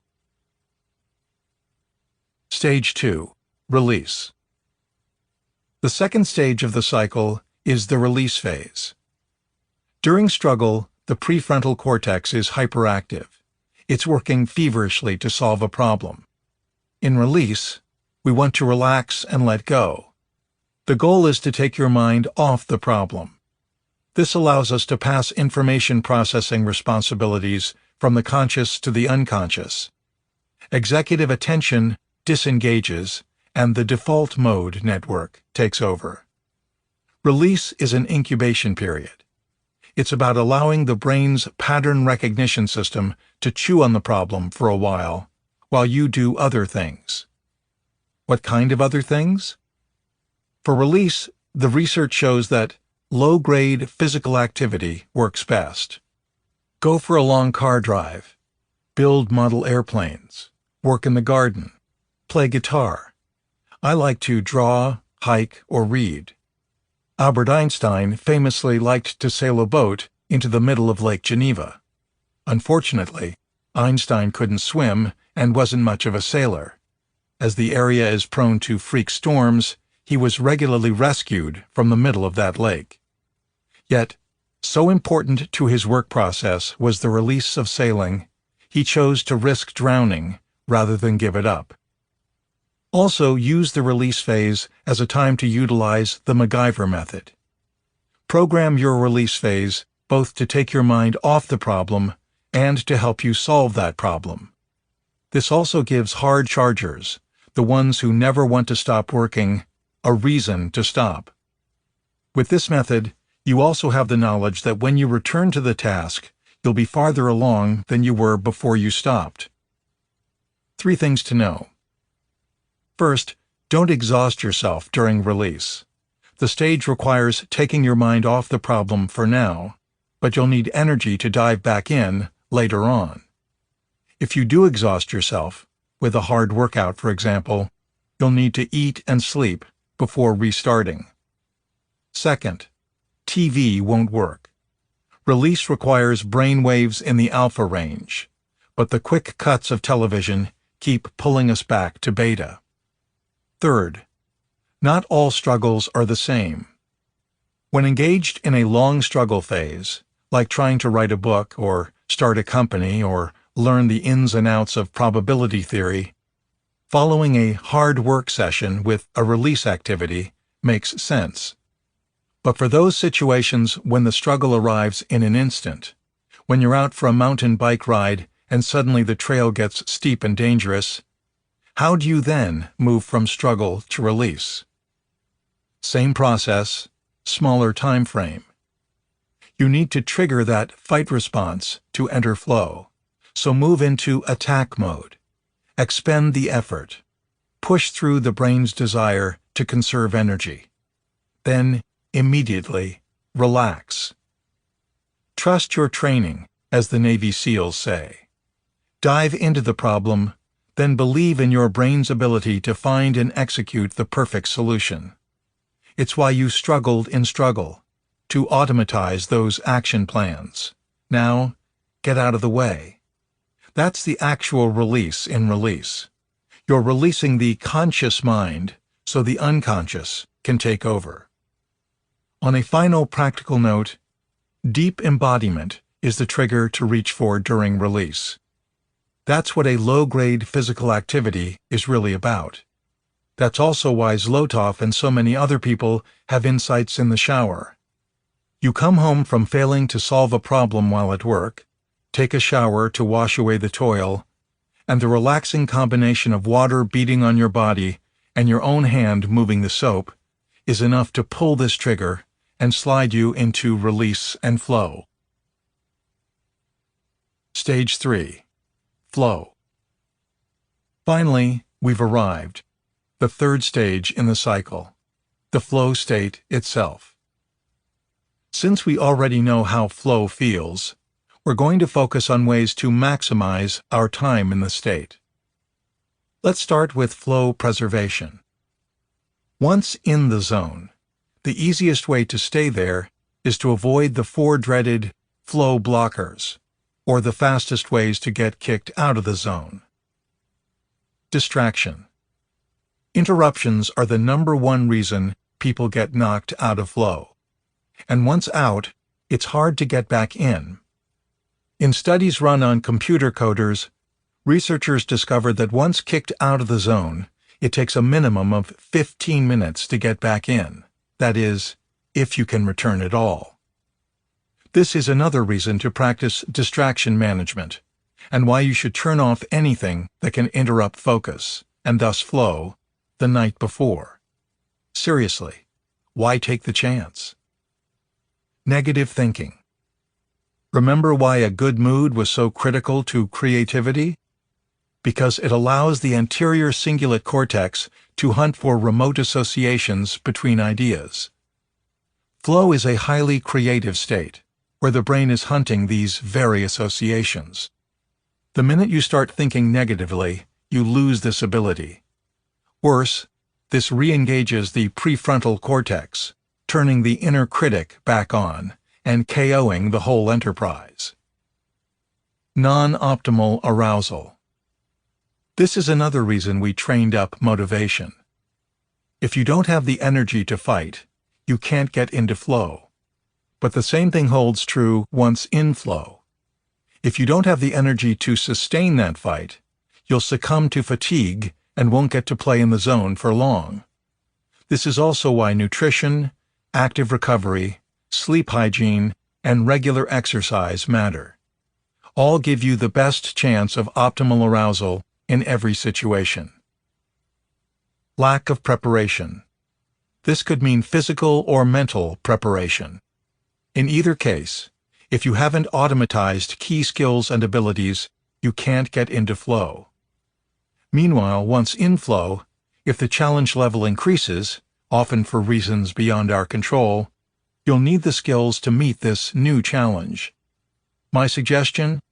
When learning anything, surround the problem. Come at it from every angle, so there are no weak links in your game. In short, master mastery. Next up, flow amplification. What's better than flow? More flow, longer-lasting experiences, deeper flow states. What's the secret? Better living through neurochemistry. Essentially, if you're in flow, the way to turn a microflow state into a macroflow state is via dopamine and norepinephrine. The flow triggers are how this happens. If you're in flow and want to stay longer or go deeper, layer in more triggers. Up the level of novelty, complexity, or unpredictability in what you're doing. Get more creative in your approach. Increase the challenge level ever so slightly. Add in a little more risk. Yes, risk. In flow, when we're already performing at our best, we can really lean on high consequences to drive us deeper into a state. For example, if you're giving a speech, an activity packed with flow triggers and one that often tends to produce the state, occasionally coming off script and improvising for a minute or two is a fantastic way to deepen that state, and by extension, improve the quality of that speech. Simultaneously, stay focused and exercise a bit of thought control. We have to remove external distractions to get into flow, but once in the state, we become prone to internal distractions. It happens because pattern recognition is jacked up and we're flooded with amazing ideas. Because the dopamine and norepinephrine in our systems are already generating feelings of interest and excitement, it doesn't take much for us to want to explore those ideas and get sucked down the rabbit hole of a tangent. You have to learn a bit of self-restraint. Follow the tangent for sure. This is where creative insights live. But recognize dead-end streets. Know when to cut your losses and return focus to the task at hand. It takes a little practice. Expect to waste a few flow states along the way. Being in flow, learning to maximize the experience, this too takes work. Which brings us to a few words of caution. Despite the power of flow, the state is ideal for some tasks, but unsuitable for others. In flow, with large chunks of the prefrontal cortex deactivated, there's not much logical decision-making or long-term planning. So have deep insights in the state, but wait until afterward to make step-by-step plans for turning them into realities. Also, know that we make errors in flow, but they don't feel like errors. The 1-2 punch of jacked-up pattern recognition and feel-good neurochemistry means earth-shaking realizations could really be pedestrian bad decisions. For example, never go clothes shopping in flow. With long-term planning dialed down and pattern recognition amped up, everything looks great on, and your decision to single-handedly revise 70s polyester disco fashion is going to seem smart. In short, one hard and fast rule: never trust the dopamine. Stage 4. Recovery. Flow is a high-energy state, but what goes up must come down. This is why, on the back end of flow, there's a recovery phase. In recovery, we're recharging our batteries. The neurochemicals used in flow are expensive for the brain to produce. It can take a little while to fill those tanks again. Nutrition matters, sunlight matters, sleep matters. Actually, sleep matters a lot. Learning is significantly amplified in flow. But for the brain to move information from short-term holding into long-term storage, deep delta wave sleep is required. Memory consolidation, as the process is known, demands these delta waves. This is another reason it's hard to live a high-flow lifestyle without regular rest. But recovery isn't just about sleep. A high-flow lifestyle demands an active recovery protocol. It's why recovery is a grit skill. And not all recovery strategies are created equal. Passive recovery, TV and a beer, won't work. Active recovery is mindfulness, saunas, stretching, Epsom salt baths, massage, ice baths, and the like. And active recovery takes work. After a hard day, even the extra energy it takes to take a long bath can feel like a Herculean task. Well, Hercules up, because there's no choice. If your interest is in moving through the flow cycle as quickly as possible, so you can get back into state, then you have to get serious about recovery. If you don't refill the tanks in this stage, then you'll never be ready for what comes next, the hard fight of struggle. And if you can't get up for struggle, then you can't get back into flow. Finally, learn to use your recovery phase. In flow, with pattern recognition on high, every idea feels like a great idea. In recovery, with feel-good neurochemistry gone and the inner critic back online, we're in the perfect mind frame to vet those possibly great ideas. But don't overdo it. For me, if I got into flow while writing, I'll go through an active recovery protocol that night, then check my work the next morning. I'm still in recovery mode, so I won't try to solve any of the problems I discover. Instead, I just make a note to revisit them during my next struggle stage, and then get back to chilling out. Without the happy neurochemistry to shade my opinions, if I still like my work, then the work is worth liking. And once those recovery tanks are topped off, then onward into struggle, and we start the cycle again. 23. All together now. Over the course of this book, we've explored a considerable number of high-performance tips, techniques, tactics, strategies, and the like. In this final chapter, I want to give you a framework for tying all these ideas together. This is a meta-strategy for consistent peak performance. In simpler terms, impossible is a checklist. This is a chapter about all the items that need to go on that checklist. We're going to approach this in two ways. First, we're going to talk about order. Then we're going to examine scheduling. Let's start with order. Because of the nature of intrinsic motivation, you have to start a quest for peak performance where this book started, with curiosity, passion, and purpose. And if you're actually following the steps of the passion recipe and not trying to rush the process, you're going to discover that it can take a while. You need to keep playing at the intersections of curiosities long enough to figure out if a particular intersection is actually interesting enough to sustain focus for the long haul.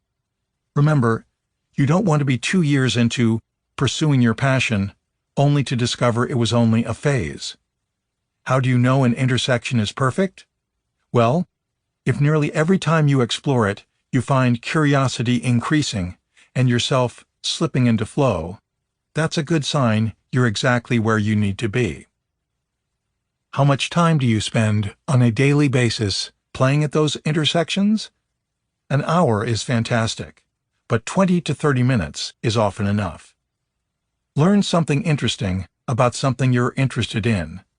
Let the brain's pattern recognition system chew on it for a while, then add in more information. Not only does this allow you to align curiosity, passion, and purpose, but it also adds in that next motivator, autonomy. If you're playing with your curiosities, passions, and purposes, you're, by definition, doing exactly what you want to be doing. Finally, because you're learning a little bit more each day, you're also training yourself to walk the path to mastery. Next up, layer in goals. Start with your massively transformative purpose, that mission statement for your life. Then turn that statement into a chunked series of high-hard goals, or all the steps needed to accomplish those MTPs. Now shrink those high-hard goals into clear goals, your daily attack plan, a set of small and precise targets that sit inside the challenge skills sweet spot. These really are items on a checklist. Create the first 10 slides of a PowerPoint presentation. Have a conversation with a supplier. Write 500 words of the company newsletter. Simple tasks. Items on the checklist. Also remember to figure out how many clear goals you can accomplish in a day, then accomplish that number of goals each and every day. If it goes on your list, you've given your word to yourself. Either cross it off the list or, when the challenge turns out to be much harder than expected, chunk it down into a smaller task. Accomplish that smaller task, then move the rest onto tomorrow's checklist. If you accomplish everything on today's clear goals list, this means you're one step closer to your high-hard goals, which means you're on mission, which means your intrinsic drivers are doing their job.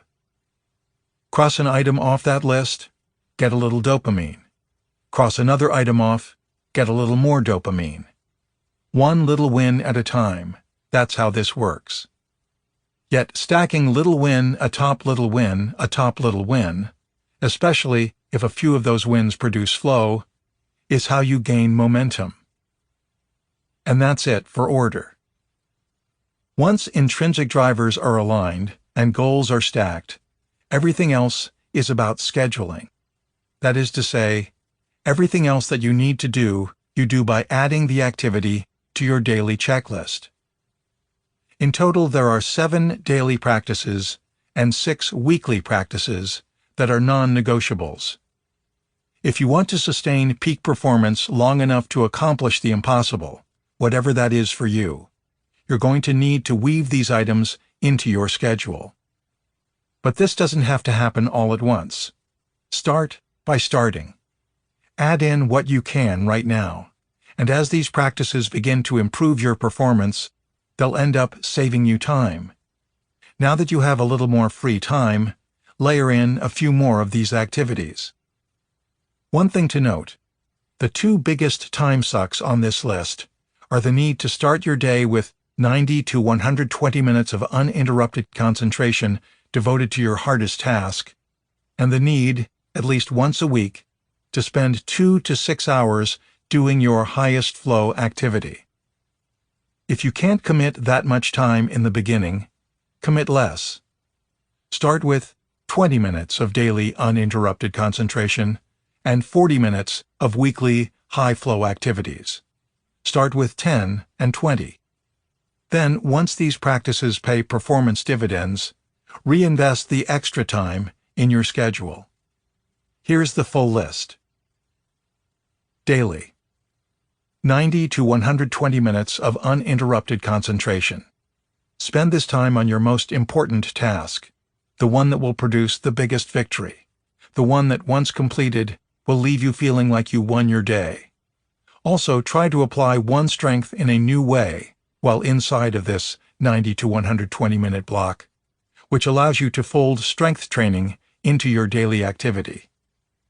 And be sure to push yourself during that activity, so that you're a little outside your comfort zone and always sitting inside the challenge skills sweet spot.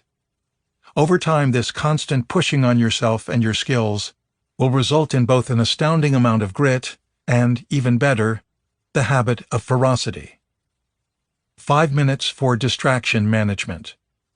Place these minutes at the end of your workday to prepare for the next day's uninterrupted concentration period. Turn off everything that regularly breaks your focus. Messages, alerts, email, social media, cell phone ringers, the works.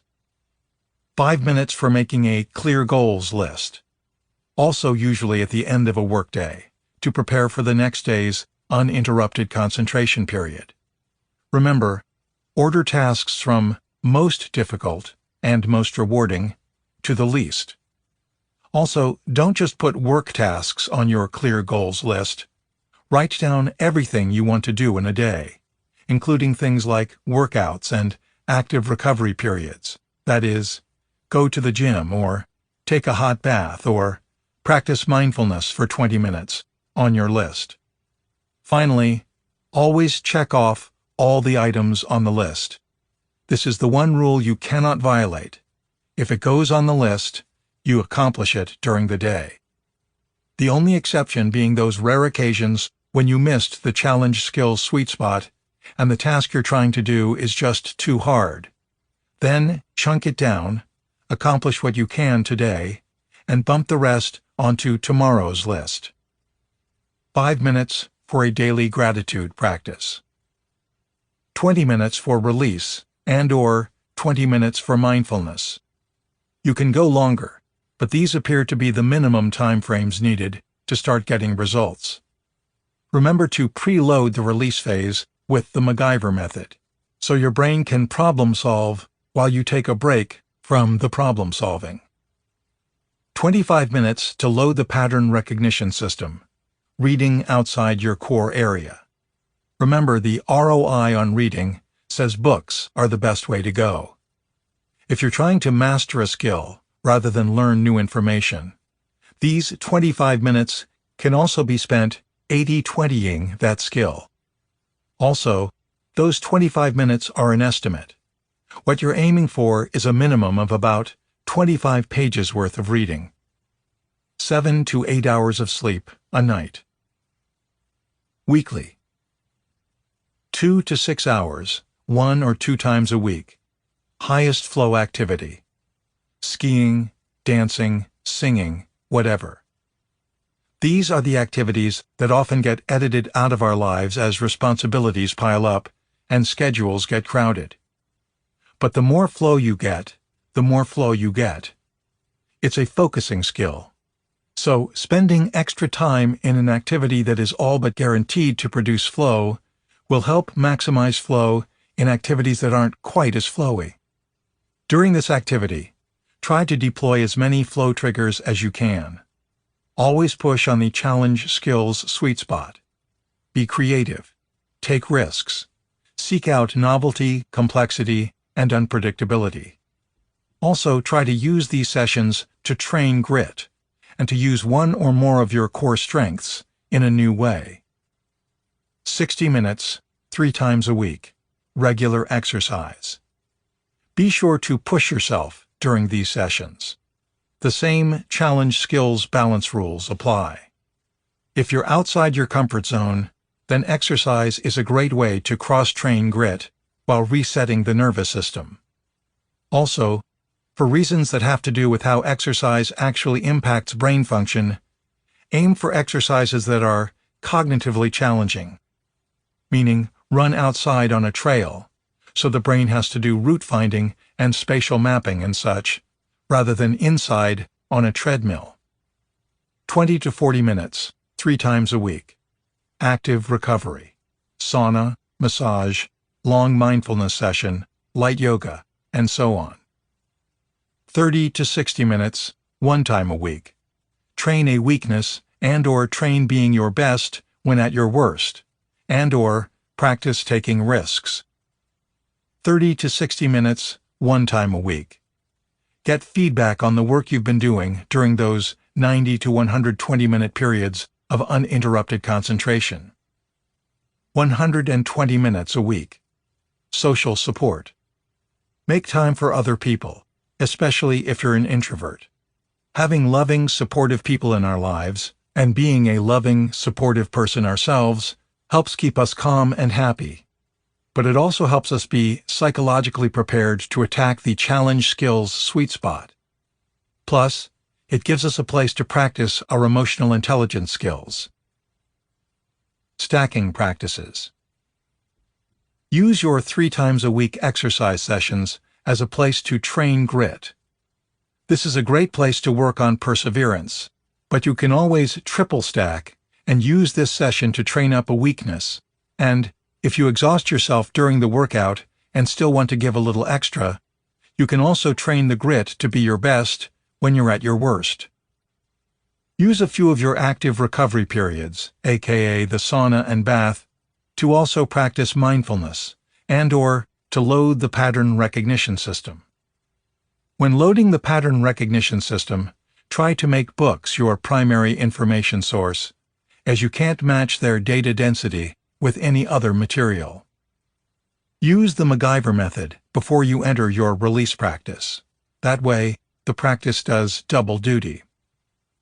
While you're still working your way through the passion recipe, use the need to play at the intersections of curiosities as a time to load up the pattern recognition system with the information it needs to find connections between ideas. Always layer flow triggers into every activity.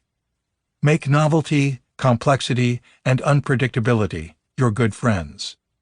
Make sure the items on your clear goals list sit in that challenge skills sweet spot. Find a feedback buddy.